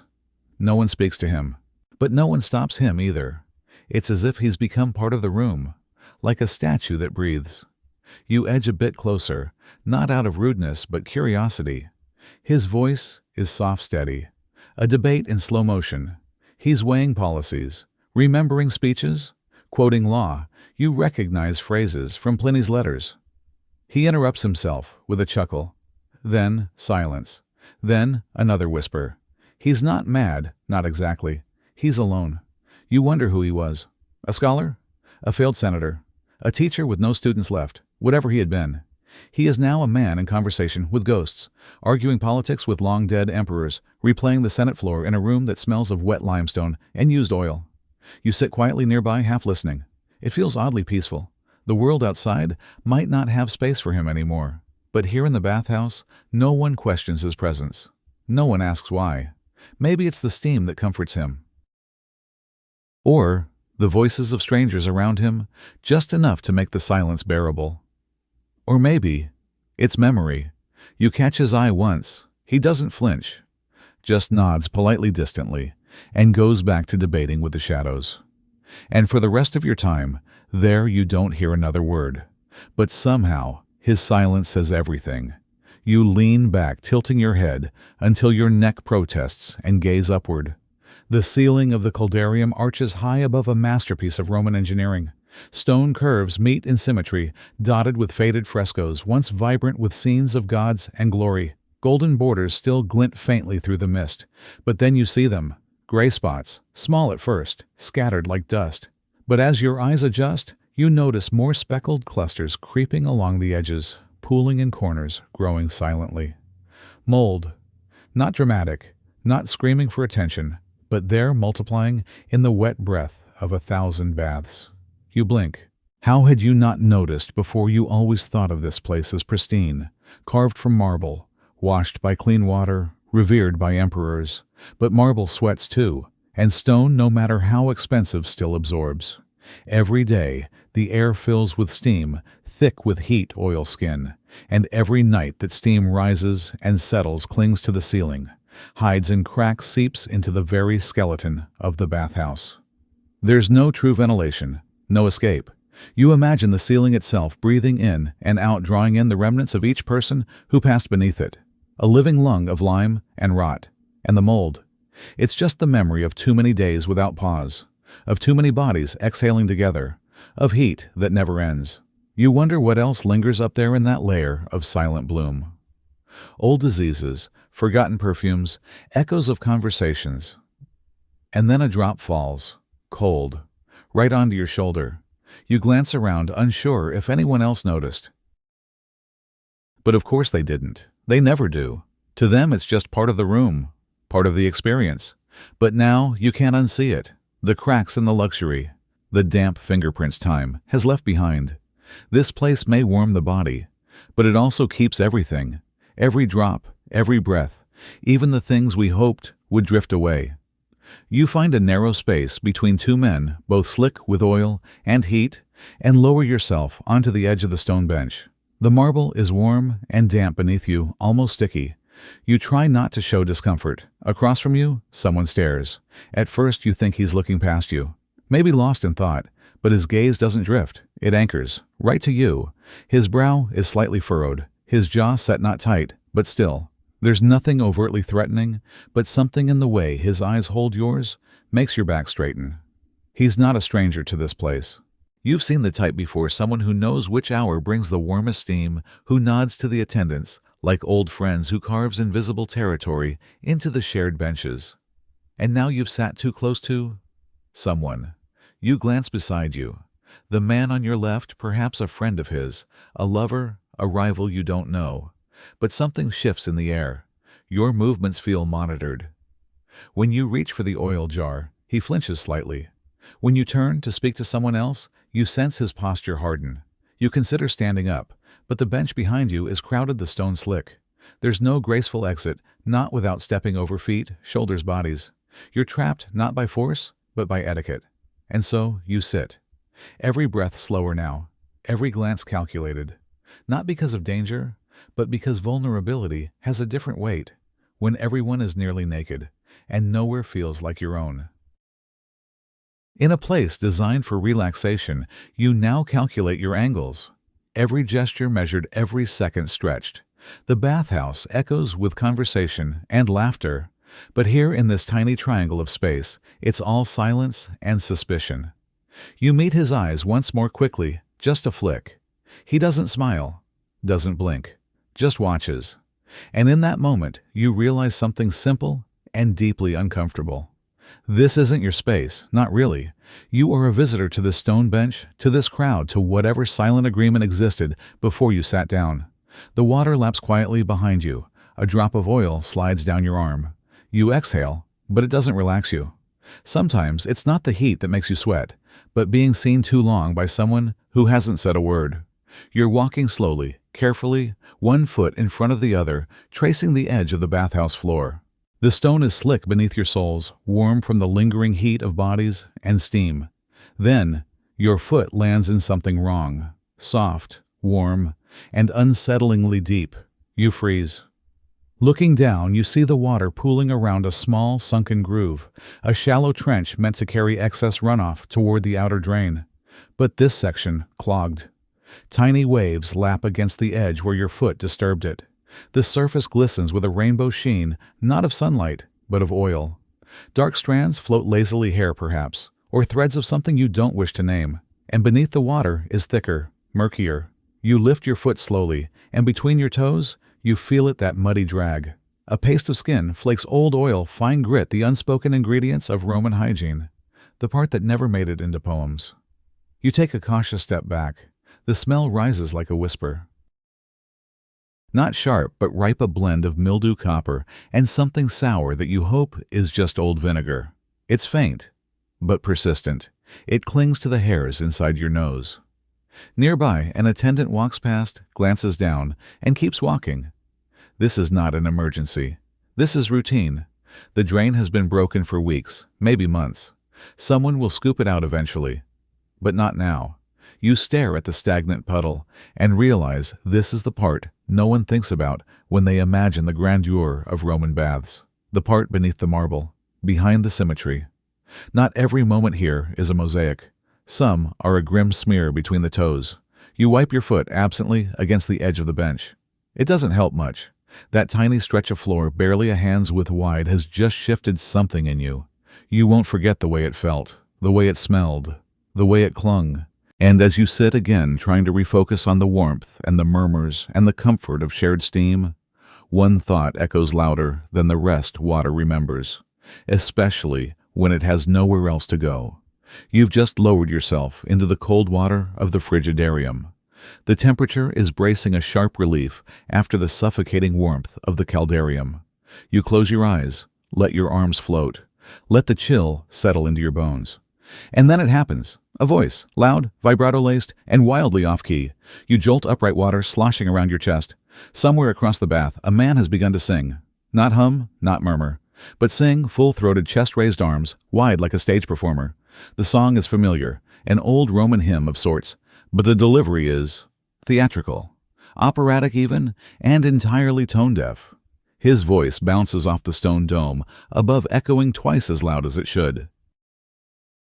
What began as a solo becomes a cacophony of reverberation, a choir of echoes no one asked for. A few people glance over. One woman subtly presses her fingers to her temples. A boy near the edge of the pool dunks under possibly for peace. But no one says a word, because the man you now notice is recognizable.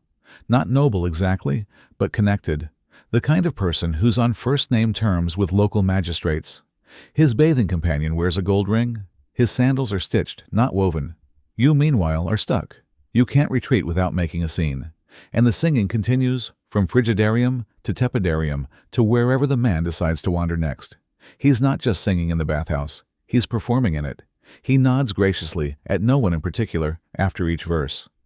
He even bows slightly, droplets flicking from his arms into the water like punctuation. And you sit there, trying to pretend the echo isn't ringing inside your skull. There's a strange kind of surrender to it. You're not angry, not even annoyed anymore, just resigned. This is Rome, after all, where even the bathhouses are stages, where even the echoes have audiences. Eventually, he leaves. His song, fading into the corridor, is replaced by the soft murmur of actual conversation and the drip-drip of water from your elbow. But the final note, a long, cracked high C, seems to hang in the air long after he's gone. You exhale and smile just a little, because somehow even that fits. In the Roman baths, even noise finds a place to soak. You've just left the caldarium, your skin flushed and damp, every pore yawning open. The heat has loosened your muscles into something close to surrender. You feel clean, warm, melted even. But now comes the part no one really talks about until it happens, the shock. A slave gestures toward a basin of water beside the frigidarium, cool, still unassuming. He tips it without warning. It hits your shoulders like a whip, not a gentle rinse, not a refreshing splash. This is liquid ice alpine melt, a stream that cuts through heat like a blade. Your spine tightens jerks. You gasp not because you forgot to breathe, but because your lungs simply refused. Beside you, an elderly man is calmly pouring cold water over his own head, expression unmoved. He notices you're trembling and chuckles softly. If it doesn't chill you, he says, in a raspy Latin drawl, then it doesn't cleanse you. You nod politely, though your teeth are nearly chattering. The water snakes down your back like 1,000 tiny worms, each one whispering to your bones. You try to move to warm up again, but it's as if the heat of the bath never happened. The cold has reached somewhere deeper than your muscles. Somewhere hidden, somewhere ancient. Your fingers tingle. Your legs feel brittle, as if the chill has rearranged your marrow. Around you, others take it in stride. A young man lets out a practiced exhale. A woman massages her arms briskly, as though summoning heat from within. They've done this many times. But you feel like your body has been cracked open, and the cold has decided to stay. Later, even as the sun sets and you're wrapped in dry cloth, the chill lingers. It's not discomfort anymore. It's a memory, a shiver trapped beneath your ribs. And perhaps that's the point, to remind you that comfort was never the Roman way, that cleanliness here came at a cost, a small, sharp punishment you volunteered for. You're beginning to see it. They weren't just bathing. They were training. For endurance, for discipline, for life, or perhaps just for the sake of saying, I did it. I withstood it. I walked out colder, but cleaner. And as you press your palm to your own chest later that evening, you wonder if the warmth there is finally returning, or if it's just your body giving in to the chill. The steam is thick today. Thicker than usual. It coils around your shoulders like a damp scarf, curls up toward the domed ceiling, and lingers in swirls above the bath surface. At first, you think your eyes are playing tricks on you. Then, movement. Tiny shapes darting, gliding, circling like little shadows in the mist. You squint, and there they are. Flies. Small, black, persistent. Not many, not at once, but just enough to notice. One dances near your temple, then veers off toward the oil jars. Another lands momentarily on the edge of your towel, flicks its wings, and flits away. They hover like spirits above the water basins, around the stone rim of the tepidarium pool, on the wooden strigil buckets near the faint scent of vinegar. Someone beside you chuckles and whispers, "Ah, the souls of the overbathed." You smile or try to, but the sight unsettles something quiet in you, because you know the truth is simpler and worse. They're not ghosts, they're not metaphors, they're just flies, drawn to moisture, drawn to warmth, drawn to the scent of sweat oils, and the bodily stew that simmers here every afternoon. In a place where hundreds of bodies gather daily, where towels dry slowly, and oils sit exposed, these tiny creatures have found paradise. You watch one land on the corner of someone's open sandal. Another perches briefly on the rim of a bronze oil dish, its legs tapping the surface like a dinner guest testing soup. There is no swatting, no screams, just a mutual understanding this is their space too. You look up again and realize something strange. In this great monument of marble and mosaic, nothing is truly sterile. The steam that soothes also invites. The warmth that opens your pores also welcomes other life forms. The flies don't care who you are, senator or slave philosopher or soldier. To them, you're just another moving heat source. They buzz and dance, vanish into steam, and return. And in a small, ironic way, they are the only ones truly free here, unbothered, unashamed, above status or schedule. By the time you leave the bath, one has landed on your wrist. You flick it off gently, but its presence lingers like the damp, like the memory. In ancient Rome, even the act of cleansing came with guests. The water lapped softly against the sides of the pool, or at least it did a moment ago. Now the stillness is broken. Voices rise first, in hushed intensity, then sharper, more commanding. You glance across the frigidarium. Two men, both seated half submerged in the stone bath, are leaning forward, eyes locked. One is older, with grizzled cheeks and a weathered chest speckled by age. His voice is low and gravelly, like boots crunching on dry dirt. The other is younger, broad-shouldered hair, slicked back with oil, his words quicker, brighter, like steel unsheathed. You can't just pull them back from the Danube, the old man growls. It's suicide to leave the frontier exposed, and it's madness to stretch the legions thin. The younger snaps back, splashing water, as his hand cuts through the air. You freeze not out of fear, but fascination. You realize who they are. Generals, commanders of separate legions, men who direct thousands, who decide which villages burn, which soldiers live, which cities fall. And here they are, naked in bathwater, arguing about war. The older man slaps the edge of the pool with his palm. You weren't at Dacia. You don't know what those rebels are capable of. The younger leans forward. And you weren't at Britannia. I watched entire cohorts fall because we followed your stable line strategy. His voice cracks slightly. Emotion or steam, you can't tell. Around them, no one interrupts. A few bathers pause their conversations. One servant carrying a tray of oil pauses mid-step, not daring to spill. But no one dares approach. Not because the men are angry, but because they are powerful. And power in Rome is like hot wax. Handle it. Wrong, and it scalds. You glance at the tile wall behind them, a faint mosaic of Mars, god of war, raising a spear. Fitting. The old general narrows his eyes. You're too young. You want glory. I want survival. And I'm tired of burying men because you mistake fear for caution. For a moment, the steam thickens. Silence stretches. Then, a small, bitter laugh from the elder. He leans back, ripples fanning from his chest. Fine. Let the Senate decide. The younger man exhales hard and sinks deeper into the water, only his nose and eyes above the surface, like a soldier peering over a trench. You remain still, because what you just witnessed isn't just strategy. It's ego, memory, ambition, and all of it happened while both men were undressed, vulnerable, marinating in a public tub. It hits you. In Rome, even the most brutal conquests began in warm water, with bare chests, bruised pride, and no armor to hide behind. A sudden shout cuts through the hum of voices. You turn your head instinctively. The sound came from the left, near the edge of the bathing area, where runoff water gathers in narrow stone gutters. A woman, wrapped in a modest towel, stands with one hand over her mouth, the other pointing frantically at the drain. Her eyes are wide, not with pain, but panic. My ring, she whispers, breathless. It slipped off. For a second, no one moves. Then comes the ripple of reaction. Some tilt their heads. A few raise eyebrows. But no one steps forward. No one volunteers. You can't blame them.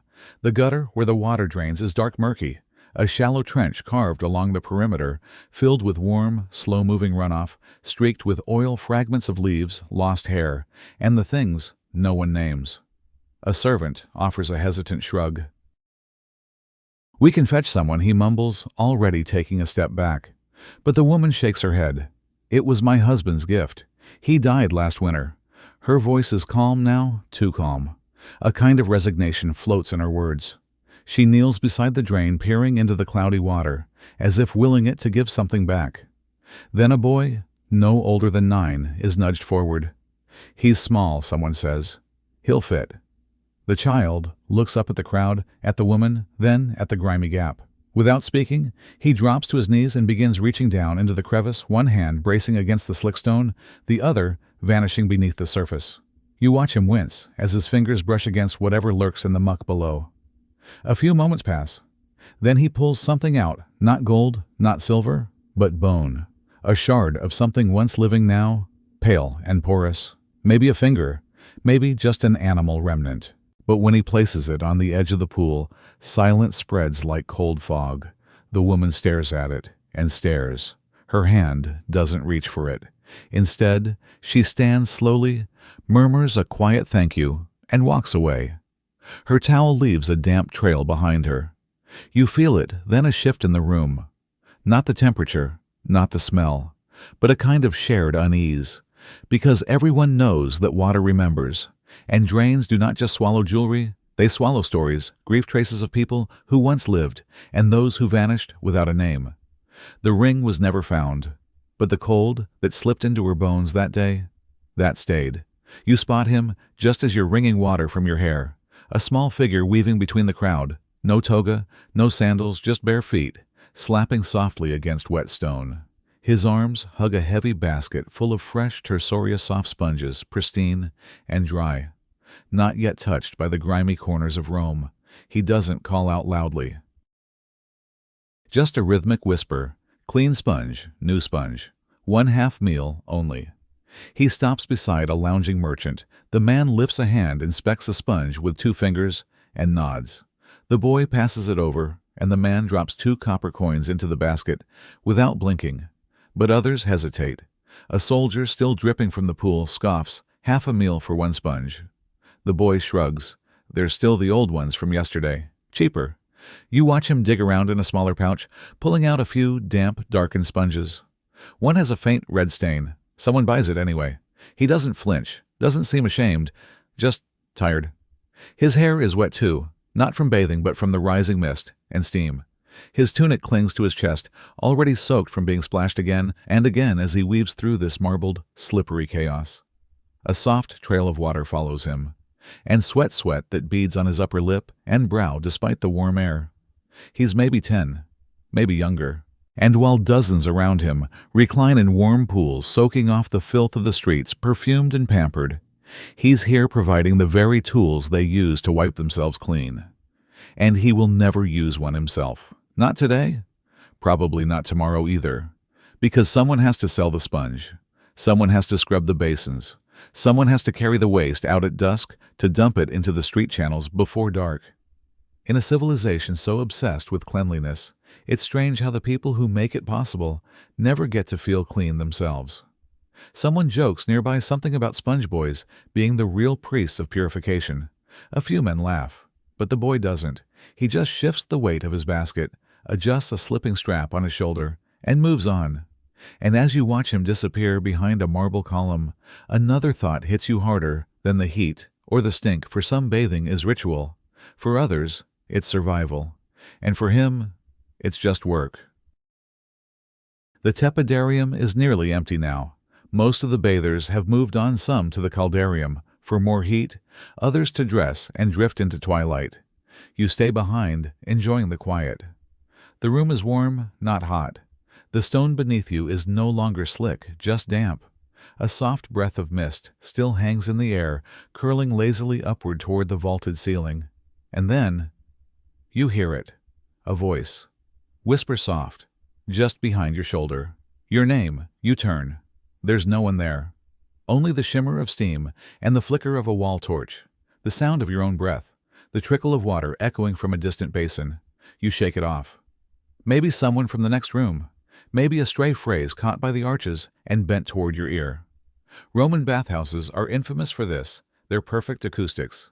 Architects of old built these spaces not only for water, but for sound. Vaulted ceilings, curved walls, whispering galleries.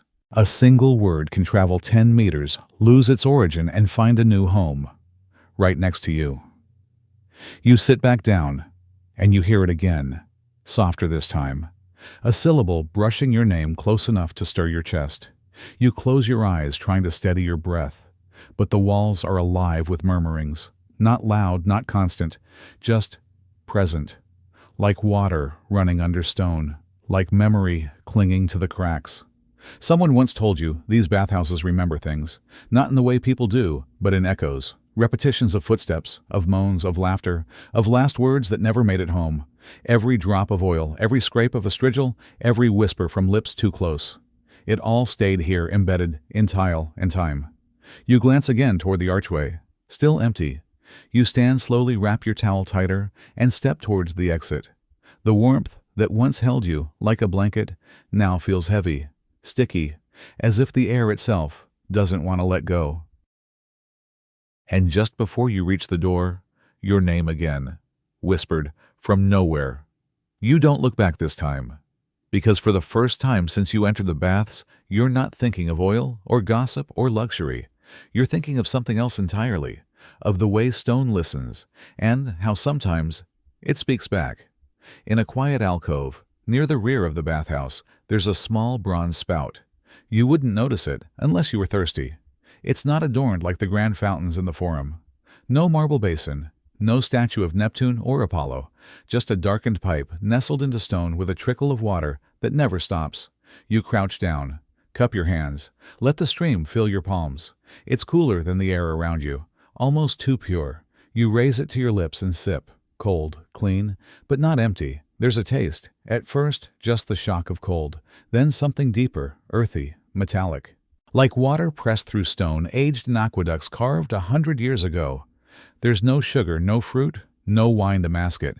It tastes ancient, like the inside of an amphora left sealed since the Republic, like the breath of a cavern that hasn't seen light in centuries. There's a faint trace of something vegetal, riverside moss maybe, and beneath it all, a whisper of iron like a memory from deep within the hills of Latium. You pause, sip again. The flavor isn't unpleasant, just unfamiliar.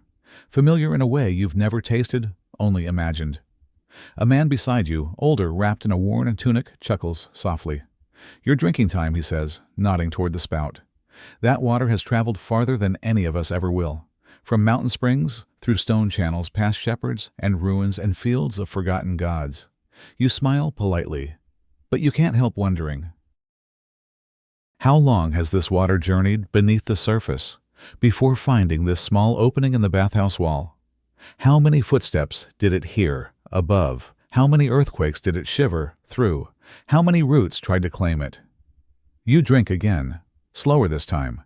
You can taste silence and pressure, and the slow discipline of Roman engineering aqueducts that stretched over valleys and hills, carrying not just water, but order, civilization, control over nature. And now that nature touches your tongue, you pull away, wiping your hands. You should feel grateful. You should feel awe. But instead, there's something else. Something like unease. Like you just ingested more than you intended. Because when water carries time, you don't always know what comes with it. You're halfway through drying off, draping your towel over your shoulder, when you hear it. A heavy thud. Not the splash of water, not the thump of a sandal dropped. Something denser. Meat, bone, pride. You and half the room turn toward the source. Near the edge of the caldarium pool, a man is sprawled across the wet marble, his towel half loosened, his legs splayed. Steam coils around him like smoke after impact. He groans. A few seconds pass. Then a hand shoots up, not in panic, but in insistence. "I'm fine," he barks, though the wince in his brow says otherwise. "I am a senator." The slaves hesitate. One starts forward, then pulls back. No one wants to offend a man like that, not even while he's face down in algae-slick stone. You hear a whisper at your side. A woman wrapping her robe leans close. "That's Gaius Septimus, senator of Ostia. Voted on grain reform last week." You blink. You've heard the name. One of the powerful ones. Richer than temples. Older than marble. And yet, here he is, wet, wounded, struggling to pull himself up without slipping again. His status, did not cushion the fall. The floor treated him like anyone else, or worse, because pride has farther to fall than flesh. A few moments pass before he regains his feet. Someone discreetly offers a sandal. Another lays a cloth. But the damage is done. Not to his body he'll heal. To the image, the illusion, the idea that some are above it all. You return to your bench towel, still damp, but mine somewhere else. The bathhouse has no thrones, only stone seats shared by all. It does not care if you're a merchant or a magistrate, a baker or a consul. Here skin wrinkles, muscles sag, balance falters. You close your eyes and replay the sound, that thud. Not just the sound of a man falling, but of Rome itself, slipping a little. Not into ruin, no, not yet, but into a truth that steams away the perfume of politics. Even senators fall. And sometimes, it's in full view of everyone. You're walking slowly near the caldarium, tracing your hand along the cool stone when something catches your eye. A wall, a section of plaster that's softer, slightly pockmarked by steam and time. And carved into it, words, hundreds of them, names mostly, but not like temple dedications or marble etchings. These are cruder, rough, intimate. Valeria was here. Marcus owes me 5 denarii. Lucia loves Gaius until he forgot his towel. You pause. Some are scratched deep, as if with a nail or sharp ring. Others are smeared in charcoal, nearly lost to humidity. And others still are, less poetic. There's a sketch hastily drawn but unmistakable in its intent. 2 figures locked together in a way that leaves little to imagination. A tiny arrow points at one of the heads. Below it, the words, Titus the Baker. You raise an eyebrow. So that's what he's known for. Further along, there's a crude poem. She touched my thigh in the misty heat, and left my mind as damp as my feet. Signed only a friend. You almost laugh. Almost. Because somehow, this wall feels more alive than the bathers around you. The bathhouse preserves more than just warmth. It holds the restless hands of bored Romans, the sharp whispers of gossip hardened into stone, secrets no longer whispered, but scratched in public where no one can prove who wrote them. You look around, no one seems to notice, or perhaps everyone pretends not to. It's an open secret like so many things in Rome, public, intimate, half proud, half shameful. You run your fingers over one faint carving. Caius was here. Simple, timeless, nothing scandalous, just a man trying not to disappear. And for a fleeting moment you wonder, should you write something too? A name, a thought, a quiet confession, to no one in particular, not for the others here, but for someone centuries from now, a traveler like you, standing where you stand, reading what you read, feeling that same mix of amusement and melancholy. Because if the walls remember, then maybe your words will echo too, and maybe in this cloud of sweat and whispers, that's the closest thing Rome offers to immortality. Your eyes are closed. You're leaning back against warm stone arms, resting on the ledge of the Tipidarium pool. It's one of those rare moments when everything feels suspended. The air is dense but quiet. The heat presses gently against your skin like a weightless blanket. Your breath moves slowly, steadily. You almost forget where you are. Almost, and then a sound slices through the mist. Ha-ach! Your eyes snap open. A man across from you, no more than 6 paces away, has just sneezed, hard, loud, unapologetically. He doesn't cover his face, doesn't turn his head, just lets it go. A wet burst of sound and invisible particles. You freeze. Steam is still drifting lazily between you, but now it carries something else. Something unseen. Something felt. The man sniffs, wipes his nose with the back of his hand and shrugs. No words, no nod, no regret. Only the mild satisfaction of a sneeze completed. A bather beside you chuckles softly. Could be worse, he says. At least it wasn't into the water. You force a polite smile. But inside your stomach tightens, because you were just breathing deeply, because the air that cradled you moments ago now feels intruded, tainted. You shift slightly, as if distance might undo proximity. But there's nowhere to go. Not really. The bathhouse is a shared body. Shared space, shared sweat, and apparently shared sneezes. No one else seems to care. The man who sneezed is already dipping his arms into the pool, humming a low, off-key tune. Steam coils around him like nothing happened. As if it absorbed his sneeze the way it absorbs everything else, and passes it along. You try to close your eyes again, to find that moment of stillness once more. But now the air feels thicker. Every drop of mist a maybe, every breath a question. There's no smell, no trace, nothing you can see. But the memory clings warm and wet and unwanted. A whisper of a moment, but one your skin won't soon forget. Because in ancient Rome, even in places of supposed luxury and health, there were no boundaries, not between rich and poor, not between sacred and profane, not between your lungs and his sneeze. You're wrapping your towel, getting ready to leave the changing room, when a voice, sharp, high, unmistakably angry, slices through the air. It echoes, not just once, but again and again, bouncing off the curved marble walls like thrown stones. "I saw you with her in the caldarium yesterday," another voice answers, lower, calmer, trying to soothe or deny. You can't make out the words, but the tone says enough. You're not the only one who pauses. All around the vestibule, hands freeze mid-motion, adjusting togas, tying sandals, gathering satchels. No one dares move, because now we're all listening. The voices grow louder, the woman's fury now unfiltered, the man's patience wearing thin. "You touched her elbow like you touch mine," she laughed like I used to. "You said you only come here for the heat, and yet here they are boiling over in a place designed to cleanse." You take a slow step toward the doorway, but the sound follows. The acoustics of Roman bathhouses are unforgiving, built to carry music and whispers, but just as good at transmitting the raw edge of a lover's fight. There is no privacy here, not for your body, not for your secrets, and certainly not for your heartbreak. Somewhere down the hall, a man chuckles, not kindly. Someone else murmurs, "Every day a new drama." But this isn't theater. It's real, messy, embarrassing, and deeply human. You glance toward the caldarium. Steam curls from beneath its arch, warm, inviting, but suddenly ominous. Because you can picture it, the couple standing too close, the misunderstanding, the delayed explosion, and now the aftermath that won't be wiped away with oil and sweat. You tighten your towel, step lightly, as if trying not to disturb the air. But it's too late. The marble has already absorbed the tension. The walls remember. The echoes carry names that were never yours, but still, they follow you.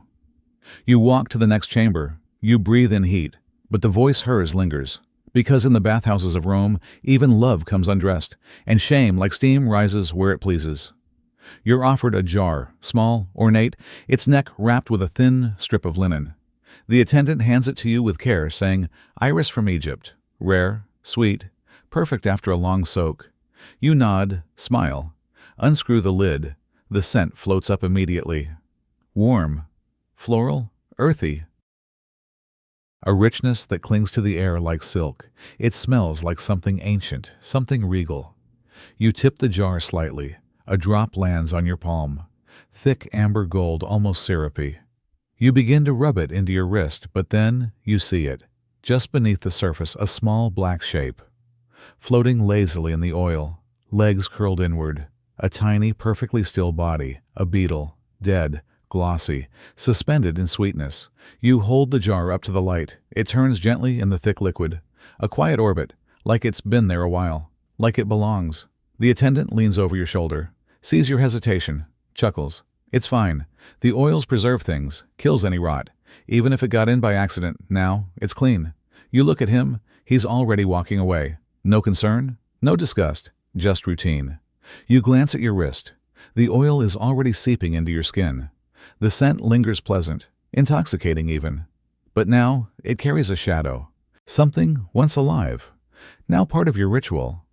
You cap the jar, set it gently on the stone ledge, and wipe your hand on your towel.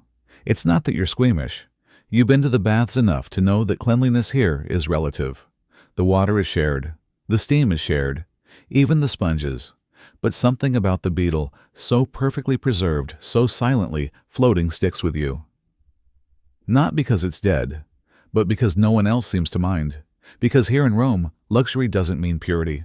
And even the most fragrant rituals carry quiet intruders. You glance once more at the jar. The iris still sings its sweetness.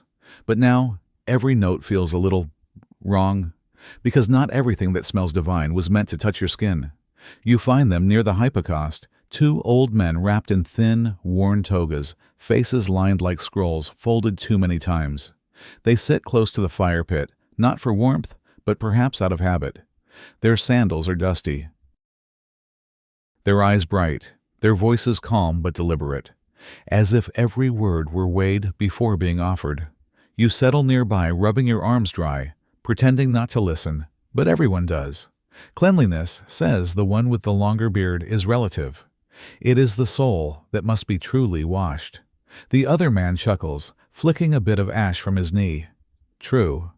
But if your body reeks, who will listen to the soul when it speaks? There's a pause. Then soft laughter from those around. A young man mutters, he's not wrong. A woman nods, still drying her hair. But the debate continues gently. They quote Epictetus, Seneca, but also common sayings, things grandmothers mutter while scrubbing laundry. They speak of baths as metaphor, of oil as a mask of dirt as reminder. And all the while the fire cracks softly, the coals glowing red, casting shadows that make philosophers look like ghosts. You laugh too at one point, but then a chill. Not from the room, but from the thought. How much of this place is about the body, and how much about hiding what's under it? You realize the whole bathhouse is built on that question. Scrape away dirt, smear oil, soak in water, smile, repeat. But the truth, the real self, rarely walks out with you. One of the men looks up suddenly, eyes meeting yours. He nods, knowingly, as if he heard your thought. You rise slowly, thank him with your eyes, and walk away, not quite sure whether you've been eavesdropping on a conversation or a confession. Because maybe, just maybe, the bathhouse isn't just where bodies are cleaned. It's where minds quietly rinse themselves in the steam of questions no one wants to answer. He's been in the caldarium for far too long.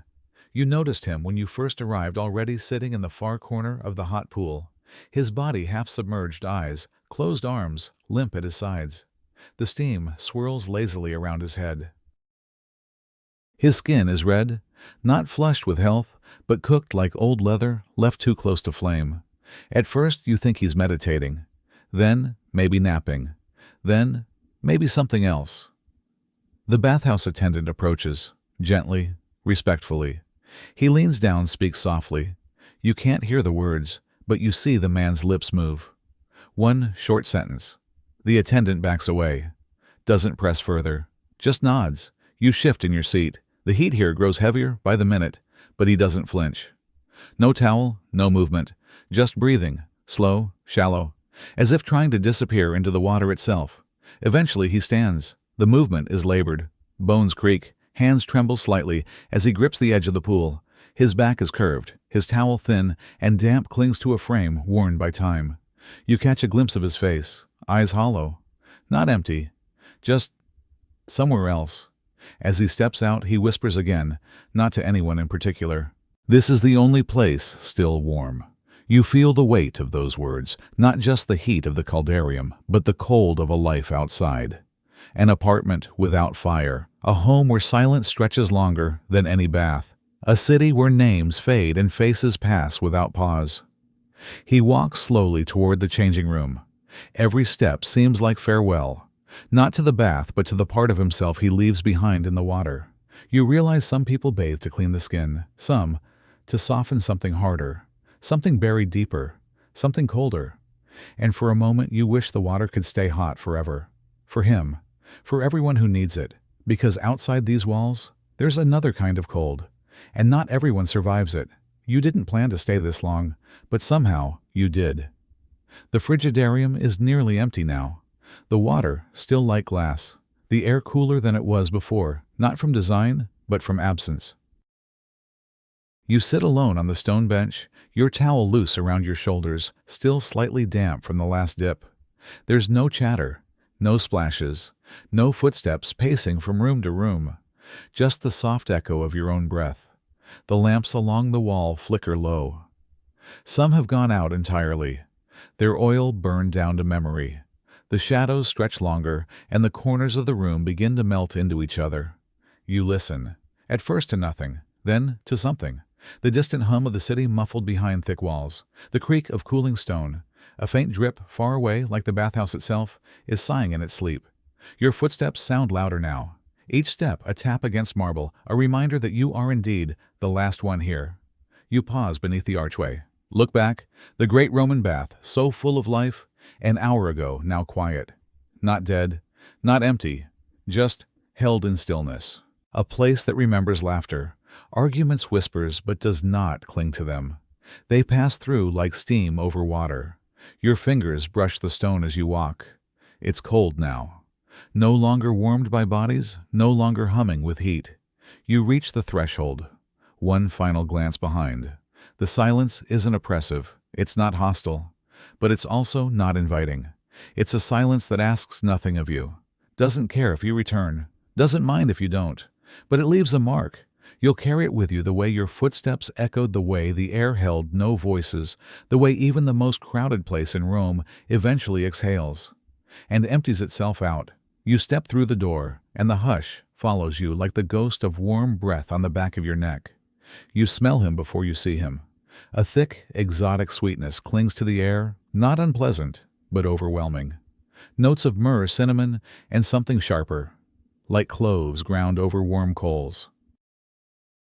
The man steps into the frigidarium like he owns it. Silken robe, clean-shaven, fingernails glinting with oil. He walks slowly, each footfall deliberate, as though the room should pause for him.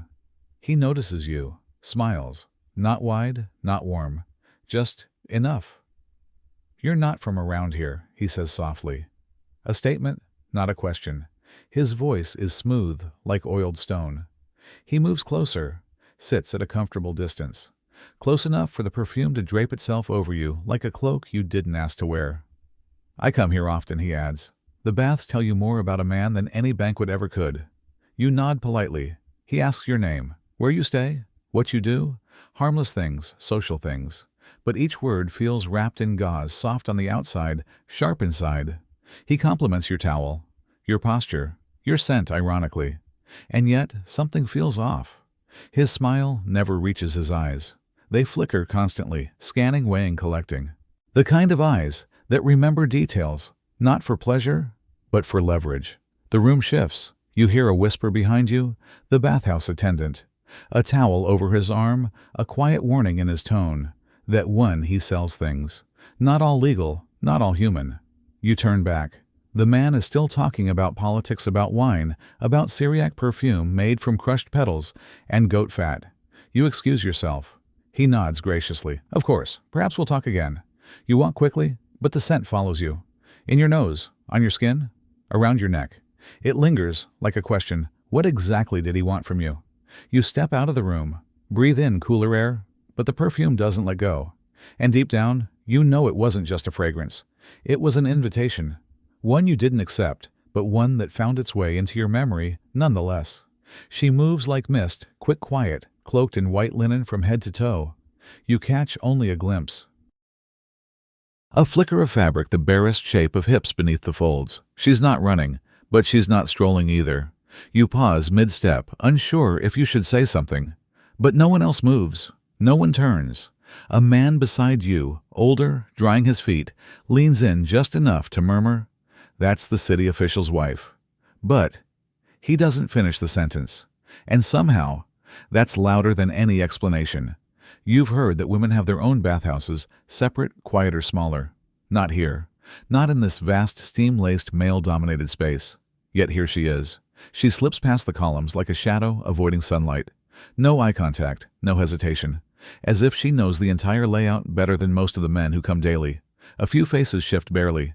No one speaks, but everyone sees. You wonder why she's here, and for whom, and how many times before. She disappears down a side corridor. Gone. And just like that, the warmth in the air feels thicker, sticky with secrets. The sound of water dripping is sharper. You dry your arms slowly, trying not to think about what might be happening behind those stone walls. About the whispered affairs, the silent arrangements, the glances that mean everything when no one dares speak aloud. Because in Roman bathhouses, not all walls are built of marble. Some are made of silence, held together by what's known but never said. She's gone now, but her presence lingers. Not in steam or scent, but in that specific kind of tension, the kind that's wrapped in linen and walks without leaving footprints. You reach for a towel, simple white, folded on the edge of the wooden rack. like every other one. It looks clean. No stains, no wrinkles. But the moment your fingers press into the fabric, you feel it. Warm. Not sun warm, body warm. Damp. You freeze. The cloth in your hand is soft, yes, but it carries a story. Sweat, steam, a touch too recent to ignore. Someone used it, not long ago, and returned it, folded. You glance around. No one watches. No one claims it. No one admits. You place the towel back carefully, like putting down something alive. Then reach for another. But now your eyes hesitate. Each towel could be the same. Used, returned, unspoken for. And suddenly, everything that felt routine becomes ritual, suspicious, loaded. You press the next towel to your face lightly, cautiously. You think of fabric that's touched 30 different backs, of oils, dead skin, aromas trapped in fibers. This is the Roman bathhouse, a place of sharing, not just water, but tools, benches, heat, and hygiene. And in this act of communal cleansing, you begin to understand cleanliness is not a certainty. It's a belief, an agreement, a gamble. You dry your arms, you wrap the towel around your waist, but something lingers. Not dirt, not discomfort, just doubt. A quiet question tucked into every fold: who was here before me? And did they care as much as I do? Because in a world where everything is shared, trust must be laundered more often than towels. You're standing beside the tall amphora, its mouth wide open, glistening with a sheen of golden oil. Warm, sweet-smelling, thick with the scent of iris olive, and something darker beneath. You reach for the ladle, but pause, because behind the jar, just out of sight, two voices murmur, low, fast, urgent, but polished, like men who know how to speak without being heard. You can't make out all the words, just fragments, numbers, names. 4 by next week. His cousin won't suspect. You step back a little, not far, just enough to show you're not trying to listen, but also not deaf. One of them glances at you, his eyes sharp, his face calm, then a quick shift, and suddenly they switch to Greek. Smooth, unhurried, still low. You don't understand much, but the cadence is the same. Negotiation, terms, secrecy? Maybe it's about money, maybe it's about someone, maybe both. You let the ladle sink back into the oil. You don't speak. You don't look again. Because in Roman bathhouses, not every transaction involves coins, and not every deal leaves ink. Here among steam and stone, a whisper can be binding. A glance can carry obligation, and silent silences is the safest currency. You wrap your towel tighter, turn slowly, walk away as if your feet aren't damp, your back isn't bare, your skin isn't still steaming. Because the truth is, when you're naked, every secret you hear weighs more, and not all of them are yours to carry. You spot him at the edge of the frigidarium, a boy no older than 10, sitting cross-legged, bare-chested, lips pressed tight, eyes closed, fists clenched. His shoulders rise slowly, then freeze. He's holding his breath. You watch in silence. Count the seconds. 10, 15, 20. His face flushes slightly, but he doesn't move. Only when the tremble in his shoulders becomes visible does he exhale, slow and shaky, like a warrior finishing a ritual. You take a few steps closer. Why do you do that? You ask gently. The boy doesn't open his eyes. To be a soldier, he says. They hold their breath in cold rivers. His voice is small but sure, as if he's repeating something once said to him by someone whose voice has gone quiet. A man nearby, old, with a thin beard and a towel draped carelessly over one shoulder, chuckles softly. Or he says not unkindly he's practicing to forget that his father left yesterday. You glance back at the boy. He says nothing, just closes his eyes again, and breathes in, deep. The steam around you curls thick, but it doesn't hide the silence, or the stillness, or the ache. You sit beside him, say nothing more. No advice, no comfort, no stories. Just the presence of another body sharing the stone, sharing the cold. His second breath hold is shorter. You can hear it, the tiny gasp at the end, his hand gripping the edge of the pool, just a little tighter. And then he lets go. Not of breath, but of something smaller, something heavier. Tears no, but his jaw softens, his spine loses the soldier's pose, and he leans, just a little. You reach out, place a hand on his shoulder. It's thin, warm, still trembling. The steam swirls around both of you. But this warmth, The warmth of skin on skin cuts through it. In Roman bathhouses, people come to cleanse, to sweat, to socialize. But some come to train. Not just the body, but the heart. And sometimes, the smallest warriors carry the quietest wounds. The flame is soft, almost too soft. It flickers against the damp archway, casting long, ghostly shadows across the mosaic floor. The bathhouse is nearly empty. Just a few silhouettes, wrapped in towels, moving slowly, like thoughts being folded and put away. The attendant moves down the corridor, his footsteps muffled by moisture. He carries the last torch, an old bronze sconce with wax strips hardened like tears. He raises it and lights the final brazier, its low flame licking the curve of the stone. Then, knock, knock, knock. His rod taps the old wooden gong once, twice, 3 times. A signal that the day has ended. A quiet call, not urgent, not loud, but enough to ripple through the echo chamber. You hear it, and so do the others. The conversations end. Laughter fades. The sound of dripping water takes center stage again, accompanied by the rustle of linen, the wet suction of feet against polished marble. One by one, the bathers depart. Not rushed, but with that unspoken understanding, the warmth is no longer theirs to keep. You remain seated. The steam has thinned, but a delicate mist still hangs around the torches, curling like incense in a temple. You hear someone pull a cloak over damp skin. Another sighs deep and satisfied, or perhaps resigned. They all pass the same corridor, through the same veil of air, but each carries a different residue. The soldier with oil still behind his ears. The merchant with secrets still clinging to his breath. The child with water droplets on his lashes. You stand at last, your foot touches the stone. Cool now. Not cold, just real. The illusion of timelessness breaking. You take a final look. The vaulting shadows, the glistening pools, the quiet torches casting golden webs on ancient walls. Tomorrow, it will be full again. Bodies, voices, memories rinsed and reapplied. But now the bathhouse breathes in. Holds, you step into the hallway. Behind you, the last of the steam slips upward, melting into the dome. And for a moment, before you vanish into the night, your shadow joins it, soft still and fading. You sit at the edge of the changing bench, damp towel folded beside you, toes curled against the cool mosaic floor.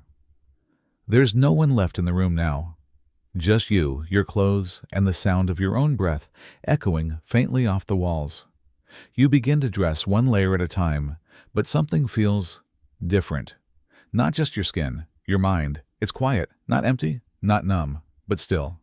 No calculations about market prices, no inner list of errands or meetings, no rehearsing of arguments, no rewinding of regrets. You tie the knot on your sandal, pause, and realize this is the first time in days, maybe weeks, you've heard only your thoughts. Not the cities, not the senates, not your neighbor's gossip, or the priest's chants, or your father's voice rising from memory like steam from a hot stone. Just you. Somehow, amidst the grime, the shouting, the foul water, and wandering hands, the baths have scraped away the sediment in your mind, layer by layer, until only something simple remains. A presence, a being, you. Not a citizen of Rome, not a buyer or seller, not a title, not a history. Just a man with hair still damp and a pulse that feels a little more yours than it did an hour ago. You gather your things, stand slowly. The bench creaks, your feet find balance, and you step out into the hallway carrying nothing but that quiet. The torches have dimmed. The last of the warmth clings to your back, and the wind, gentle, sudden, touches your forehead like a goodbye. Not from the bathhouse, from something older, more internal. A silence that isn't empty. It's you beneath all the noise. And for one brief moment before the street finds you again, you are still. You are whole. You are clean. The sky has dimmed. The streets beyond the baths are quieter now, muted by dusk, softened by distance. You take one last step past the threshold, your feet pressing into the smooth, cool stone of the outer corridor. Behind you, a low groan, then a hush. The heavy door eases shut. No bang, no clang of finality, just the soft sound of stone on stone, like two hands being folded in prayer. You turn. The bathhouse no longer looks like the place you just left. No light from within, no heat curling from the vents. The great walls, so grand, so full of sound and life, just moments ago now, seem gray, cold, silent.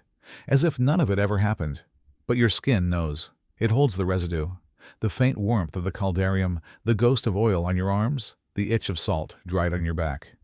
And something else too, not physical, a weight behind the eyes, a whisper in the ears, a presence in the ribs.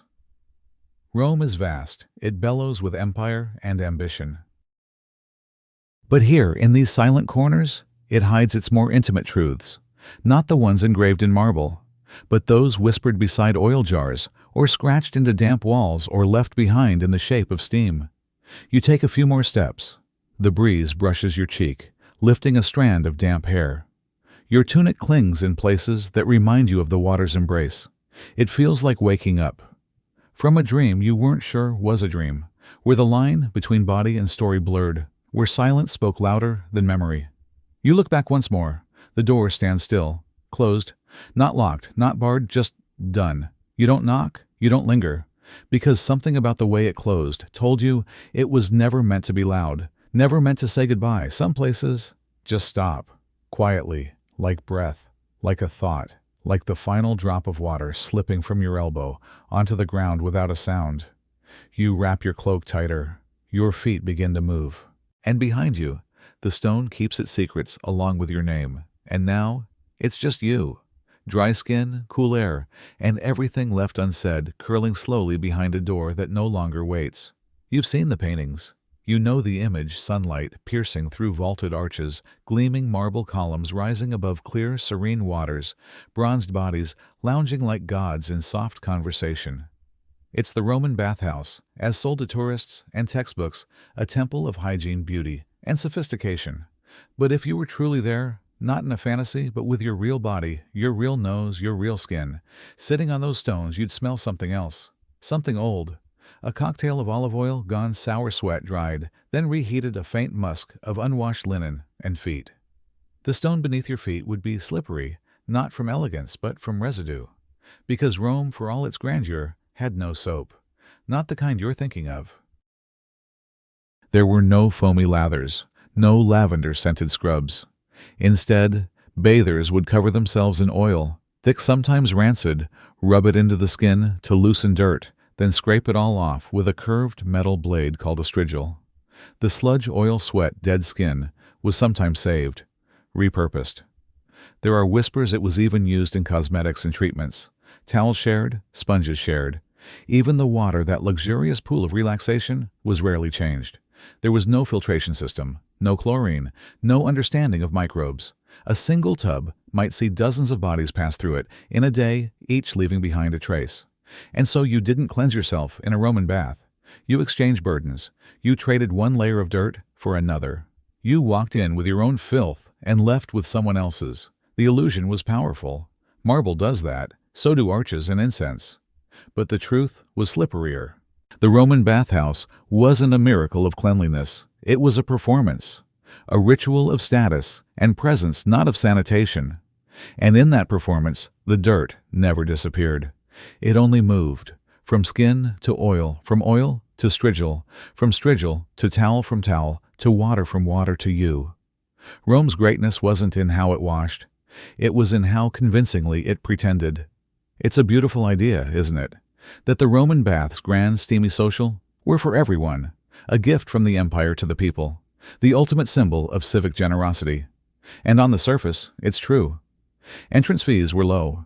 Even the poor could afford them, at least occasionally. Water flowed freely from the aqueducts. The baths were public in name and design. But beneath that warm, inclusive mist lay a much colder truth. Not all bathers bathed the same way. If you were wealthy, you didn't wait in line. You had your own oils imported from Syria or Egypt, your own towel, your own servant to anoint your back and scrape your skin. You might even reserve a private chamber, quiet, candlelit, filled with soft perfumes. If you were poor, you fought for space. You sat on benches, still warm from the last occupant, used shared tools, and hoped the man next to you didn't cough too much. Your oil might be cheaper, your towel threadbare. And after you left, no one wiped the stone. Equality didn't soak into the water. Even in the bathhouse, perhaps, especially, their status was visible. Oils marked rank, togas folded neatly nearby hinted at power. Your treatment depended on who recognized your face. And not everyone came to wash. Some came to hustle, to sell, to watch, to wait. There were those who lingered in shadows seeking clients or prey. Children brought along not for learning, but as burdens or bait. The disabled were rarely accommodated. The exhausted sometimes left in corners to sleep until woken by cold stone. The bathhouse was not utopia. It was Rome distilled, a marketplace, a stage, a reflection. And for all its warmth and openness, there was always an invisible rope pulling comfort towards some and leaving others to soak in second-hand luxury. So yes, the doors were open. But where you sat, what you touched, how clean you left, depended not on citizenship, but on class. The Roman bath wasn't a place of equality. It was a microcosm of the empire itself, elegant, efficient, and quietly, relentlessly unequal. To the Romans, heat was health. Steam was sacred. Sweat meant something was being purged. They didn't know what bacteria were. No one did, not yet. They believed in balance hot and cold, wet and dry. A good bathhouse with its sequence of rooms and shifting temperatures wasn't just for cleaning. It was medicine. It was ritual. It was a kind of spiritual hygiene. But what they didn't know hurt them. Warm, still water, shared benches, pooled sweat, and oil scraped into corners. Ointments reused from person to person. No chlorination, no filters. Just bodies, so many bodies moving through the same narrow spaces day after day after day. Today we know what that means, that it was a perfect habitat, not for people, but for things too small to see. Fungus, lice, staphylococcus, even Salmonella typhi, the bacteria behind typhoid fever. All could thrive in these spaces that promised wellness. Historical records scattered and sparse hint at outbreaks, skin infections, blistering rashes, stomach complaints that spread through entire districts, diarrheal epidemics blamed on bad air or angry gods, but traced in hindsight to water that touched too many mouths. There were warnings. Galen, the great Roman physician, once advised against excessive bathing during outbreaks. Others noted that frequent bathers seemed oddly unwell. But the advice rarely stuck, because the bathhouse was more than hygiene. It was community. It was politics. It was status. To stop going was to become suspicious or antisocial or unwell in another sense. And so people kept coming, to sweat, to soak, to greet their friends and share oils and whisper gossip across tepid waters, even as unseen things slipped between shoulders, nestled in towels, waited on the rims of cups and the curves of stone benches. Rome, the mighty empire, fell in part to wars, to overreach, to corruption, but beneath it all, something smaller endured. A fungus in the grout, a parasite in the waterline, a cough passed in a laugh, a scratch turned septic, a bath taken in faith and left with something far more lasting. The baths didn't just reflect the empire. In a way, they preserved it, stone by stone, and germ by germ. We love to say it, don't we?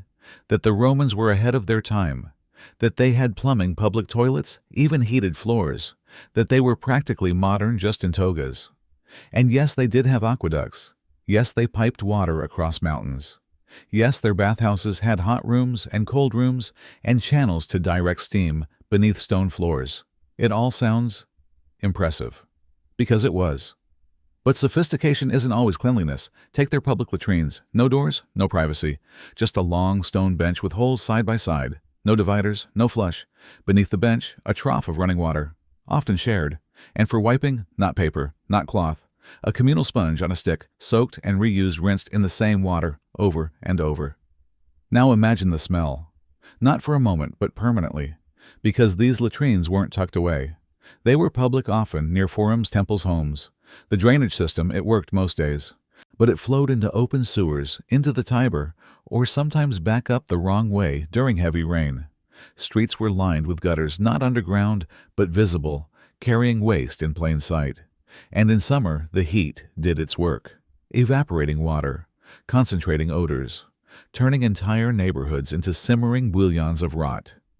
And yet, we still call it sophistication, because Rome made it look beautiful, with marble seats, with mosaics on the walls, with statues of gods standing guard beside a trough of shared filth. They disguised the stink. They dressed up discomfort. They built illusions stone deep, and we centuries later believe them. We point to their architecture and say, look how clean, look how advanced. But we forget the rats underfoot, the lice in hair, the skin, diseases spread by shared oils and tools. Yes, they had technology, but not our standards, not our understanding of microbes of hygiene of spread. In fact, the average Roman bath may have posed more health risks than a modern plastic bucket cleaned with soap and used in solitude. So what was their real mastery? Not cleanliness, not health, but storytelling. They made stone whisper of greatness, made toilets feel like triumphs, and bathhouses feel like temples. Rome wasn't clean, Rome was convincing. And sometimes that's even more powerful. The Romans were no fools. They believed in reason, in observation, in healing. Their physicians wrote treatises. Their bathhouses were recommended by doctors. Steam was medicine. Sweat was purification. And every drop of oil an elixir. They called it balance. Balancing the humors, releasing bad air, letting sickness bleed out through the skin. To bathe, they believed, was to heal, to purge, to soothe the angry spirits inside the flesh. And so when someone fell ill, a visit to the caldarium was often the first prescription. Sweat it out, rub it off, scrape it clean. But of course, that's not how sickness works. Because fungi love steam. Bacteria adore warm corners, and viruses. They ask for nothing more than a shared bench and a stranger's towel. The strigil used to scrape the skin was rarely cleaned between users, dipped in oil, rubbed on open pores, and handed off again and again. The oil jars left uncovered invited not just hands, but flies. Sometimes dirt, sometimes worse. The floor damp from 100 feet hosted its own invisible colonies, athlete's foot, ringworm, and the silent trespassers lice mite scabies. But no one worried, because the air smelled of lavender, and the priests had blessed the walls, and the doctor standing with a beard and a scroll had nodded wisely. Their medicine wasn't ignorance, it was instinct, a desire for comfort, a ritual that made pain feel more manageable.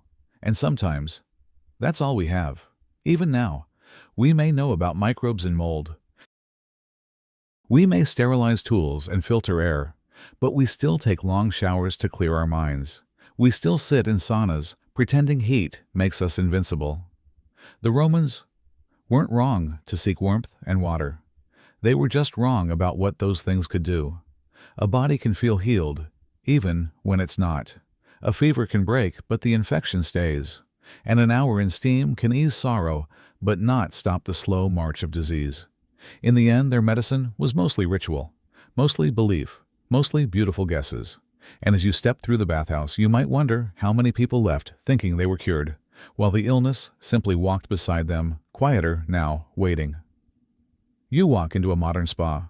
There's soft flute music playing. Candlelight flickers against stone walls. The scent of rosemary and citrus lingers in the air. A robe is offered, a warm towel, whispered voices. Everything feels gentle, clean, indulgent. You're told, inspired by ancient Rome.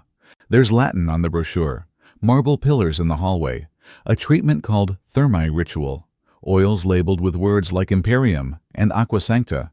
But then you pause, and you wonder, are we recreating Roman splendor, or retelling a myth because Roman baths were never this quiet, never this private?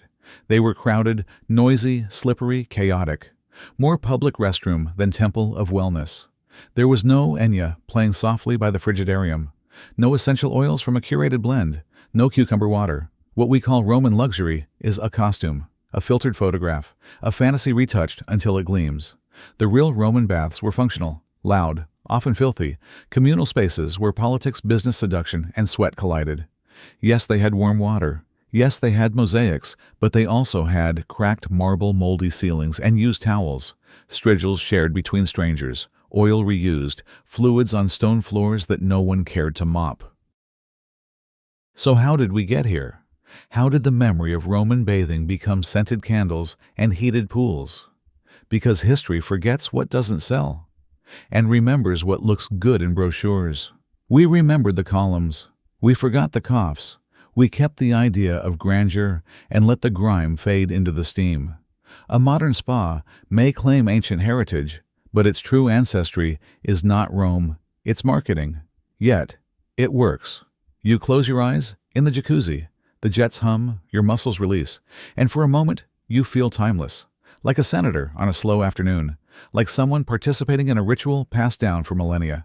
And that feeling, even if built on fragments and falsehoods, is real.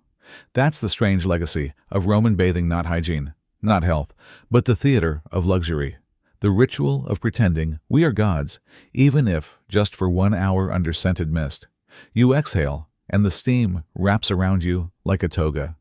Not Roman, not accurate, but familiar, comforting, and just misleading enough to keep us coming back.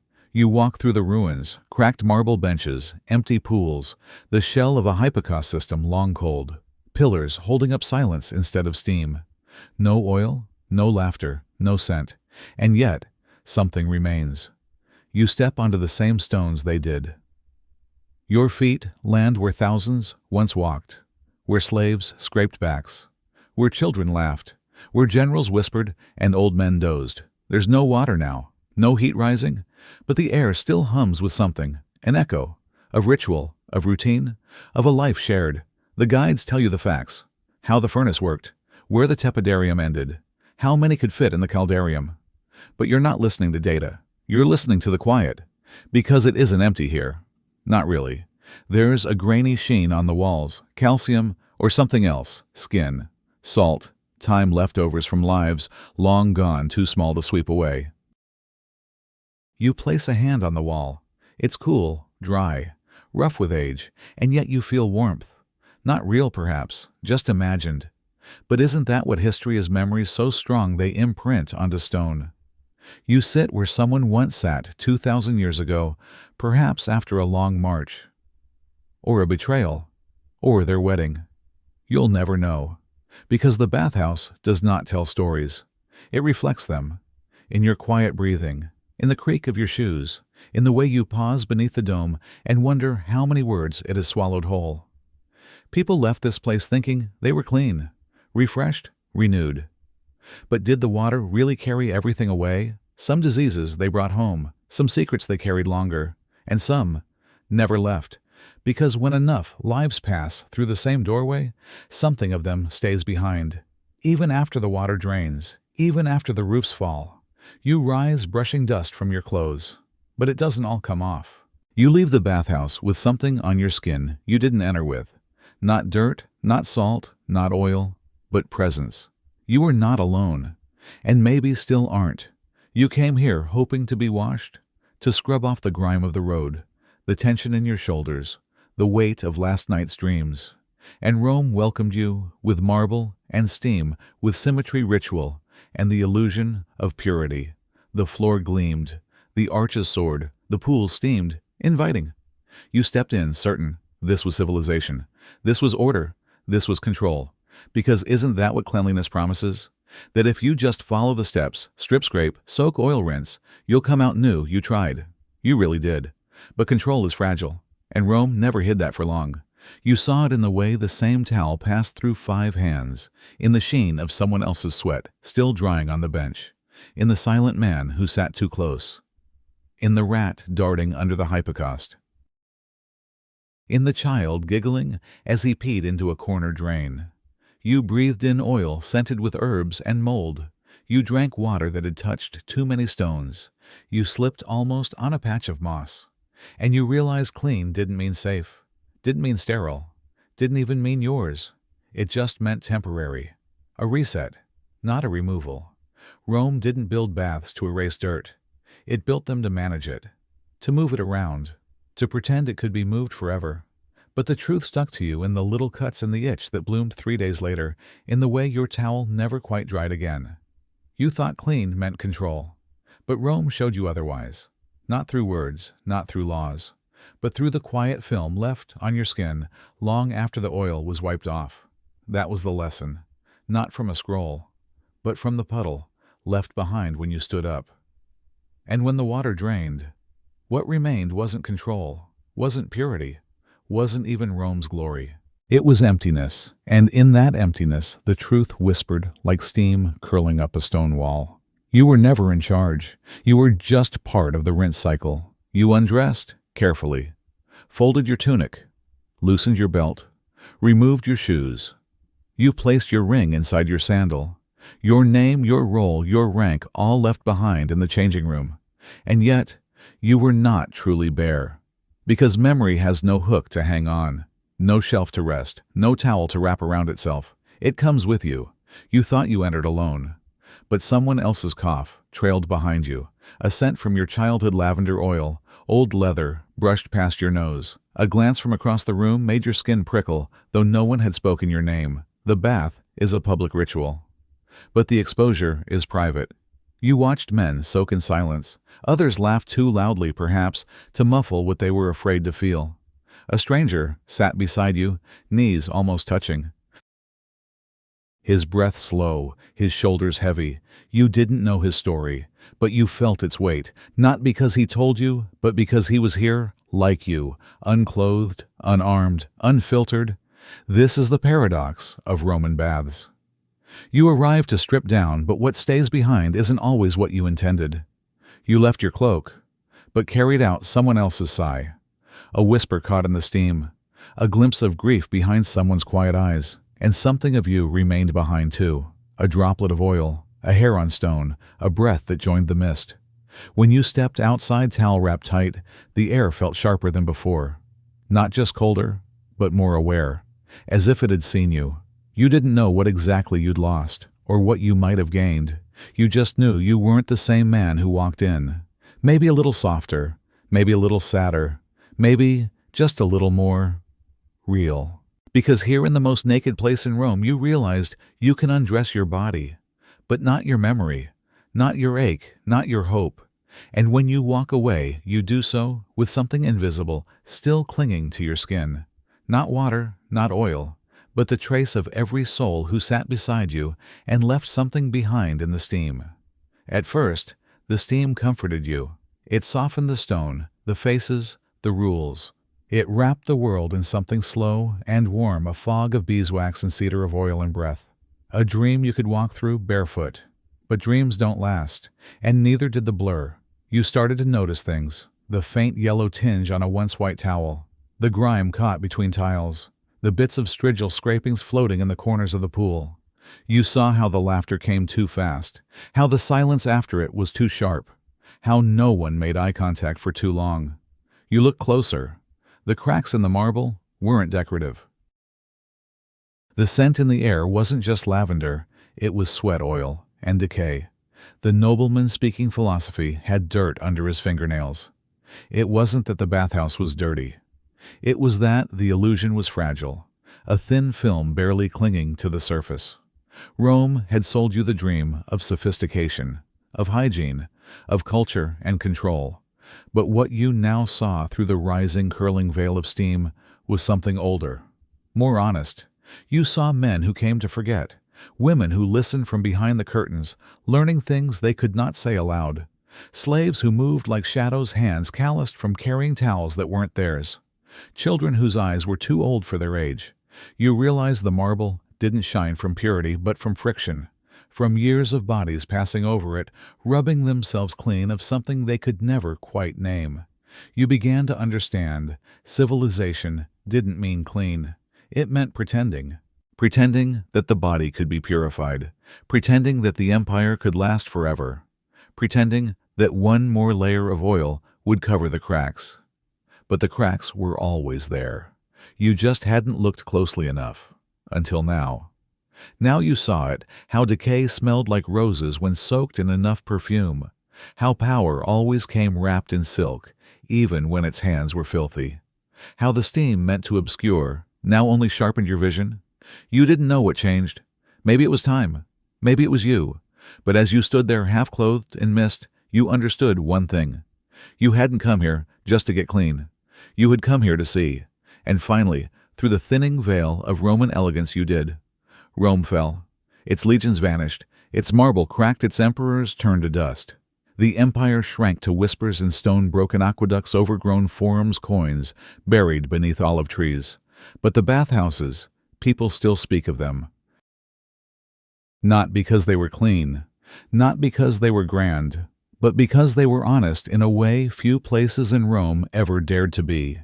Here there were no togas to signal wealth, No armor to promise power, no rings, no thrones, no scrolls to hide behind.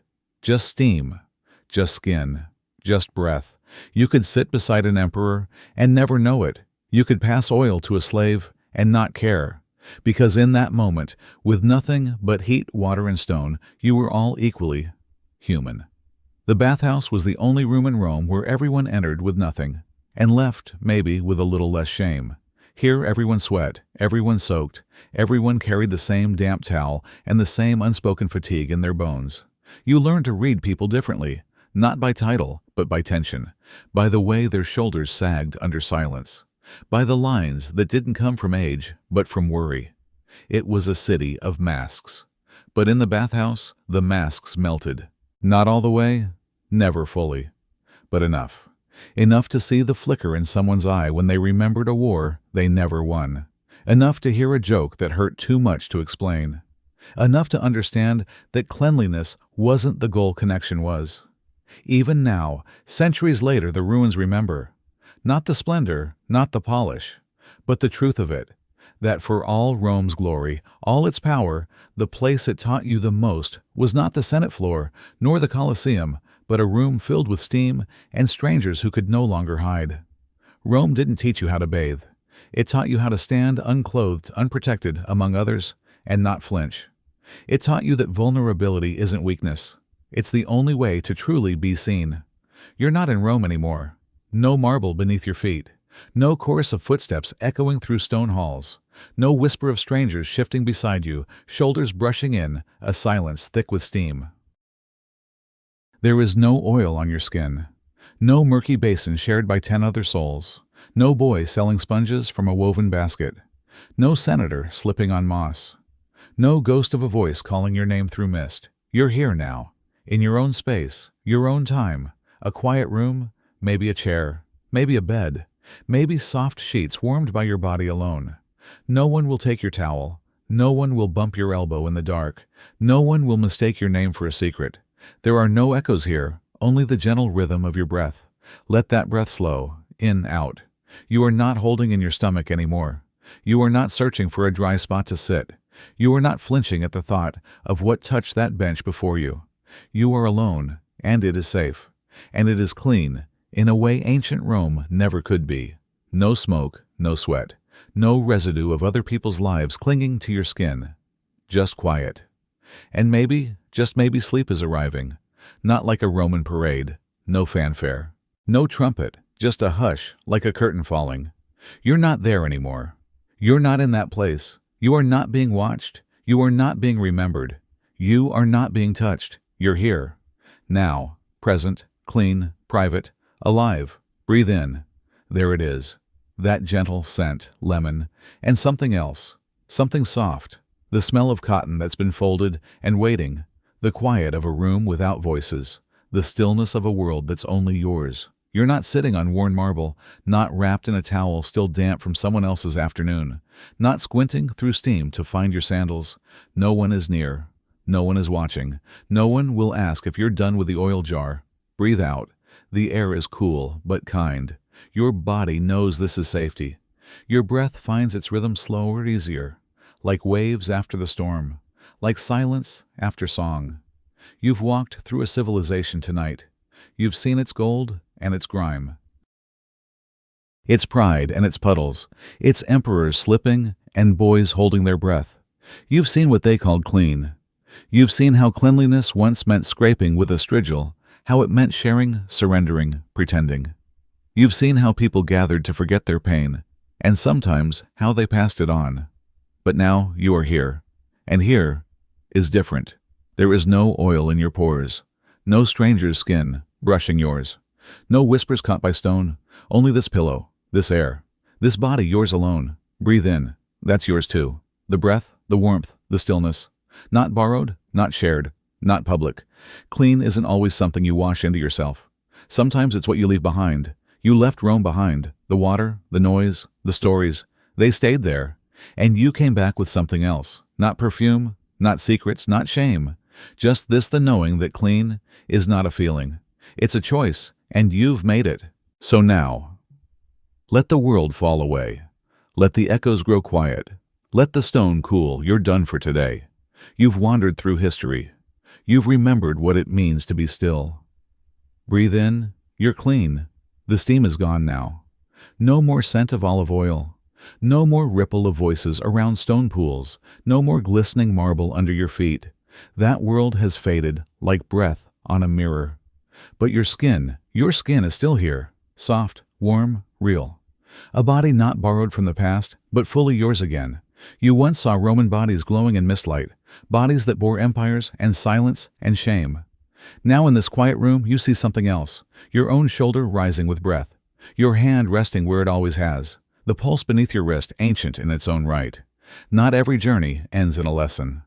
Sometimes it ends in a shiver, a gentle reminder that you're still alive. You shift slightly. The pillow cools against your cheek. The blanket settles across your back. There is no crowd, no splash, no whisper of your name through stone halls, just you. And that's enough. You smile. Not because everything made sense, not because history was kind, but because you walked through it, naked in its truth, and made it out whole. You didn't need a god to bless your bath. You didn't need a senator's oil or a philosopher's nod. You needed only this, a moment to pause, to breathe, to be. And now the lights are low. The world is quiet. Even the echoes have curled up and gone to sleep. You're clean. You're safe. You're here. Let the past stay where it belongs, beneath the stone, behind the arch, within the silence. Because you, dear traveler, have stepped back into your time, and everything is just beginning. Not everyone survives a Roman bathhouse, but you did. You walked through it, past the mosaic floors, the fogged archways, the stairs that lingered just a little too long. You stepped in with nerves. You step out with memory. You are clean now. Not perfect, not untouched, but clean in the only way that matters, through experience. And now, you may rest. Let the steam drift away. Let the echoes fade into stone. Let the last drops of oil slide off like thoughts no longer needed.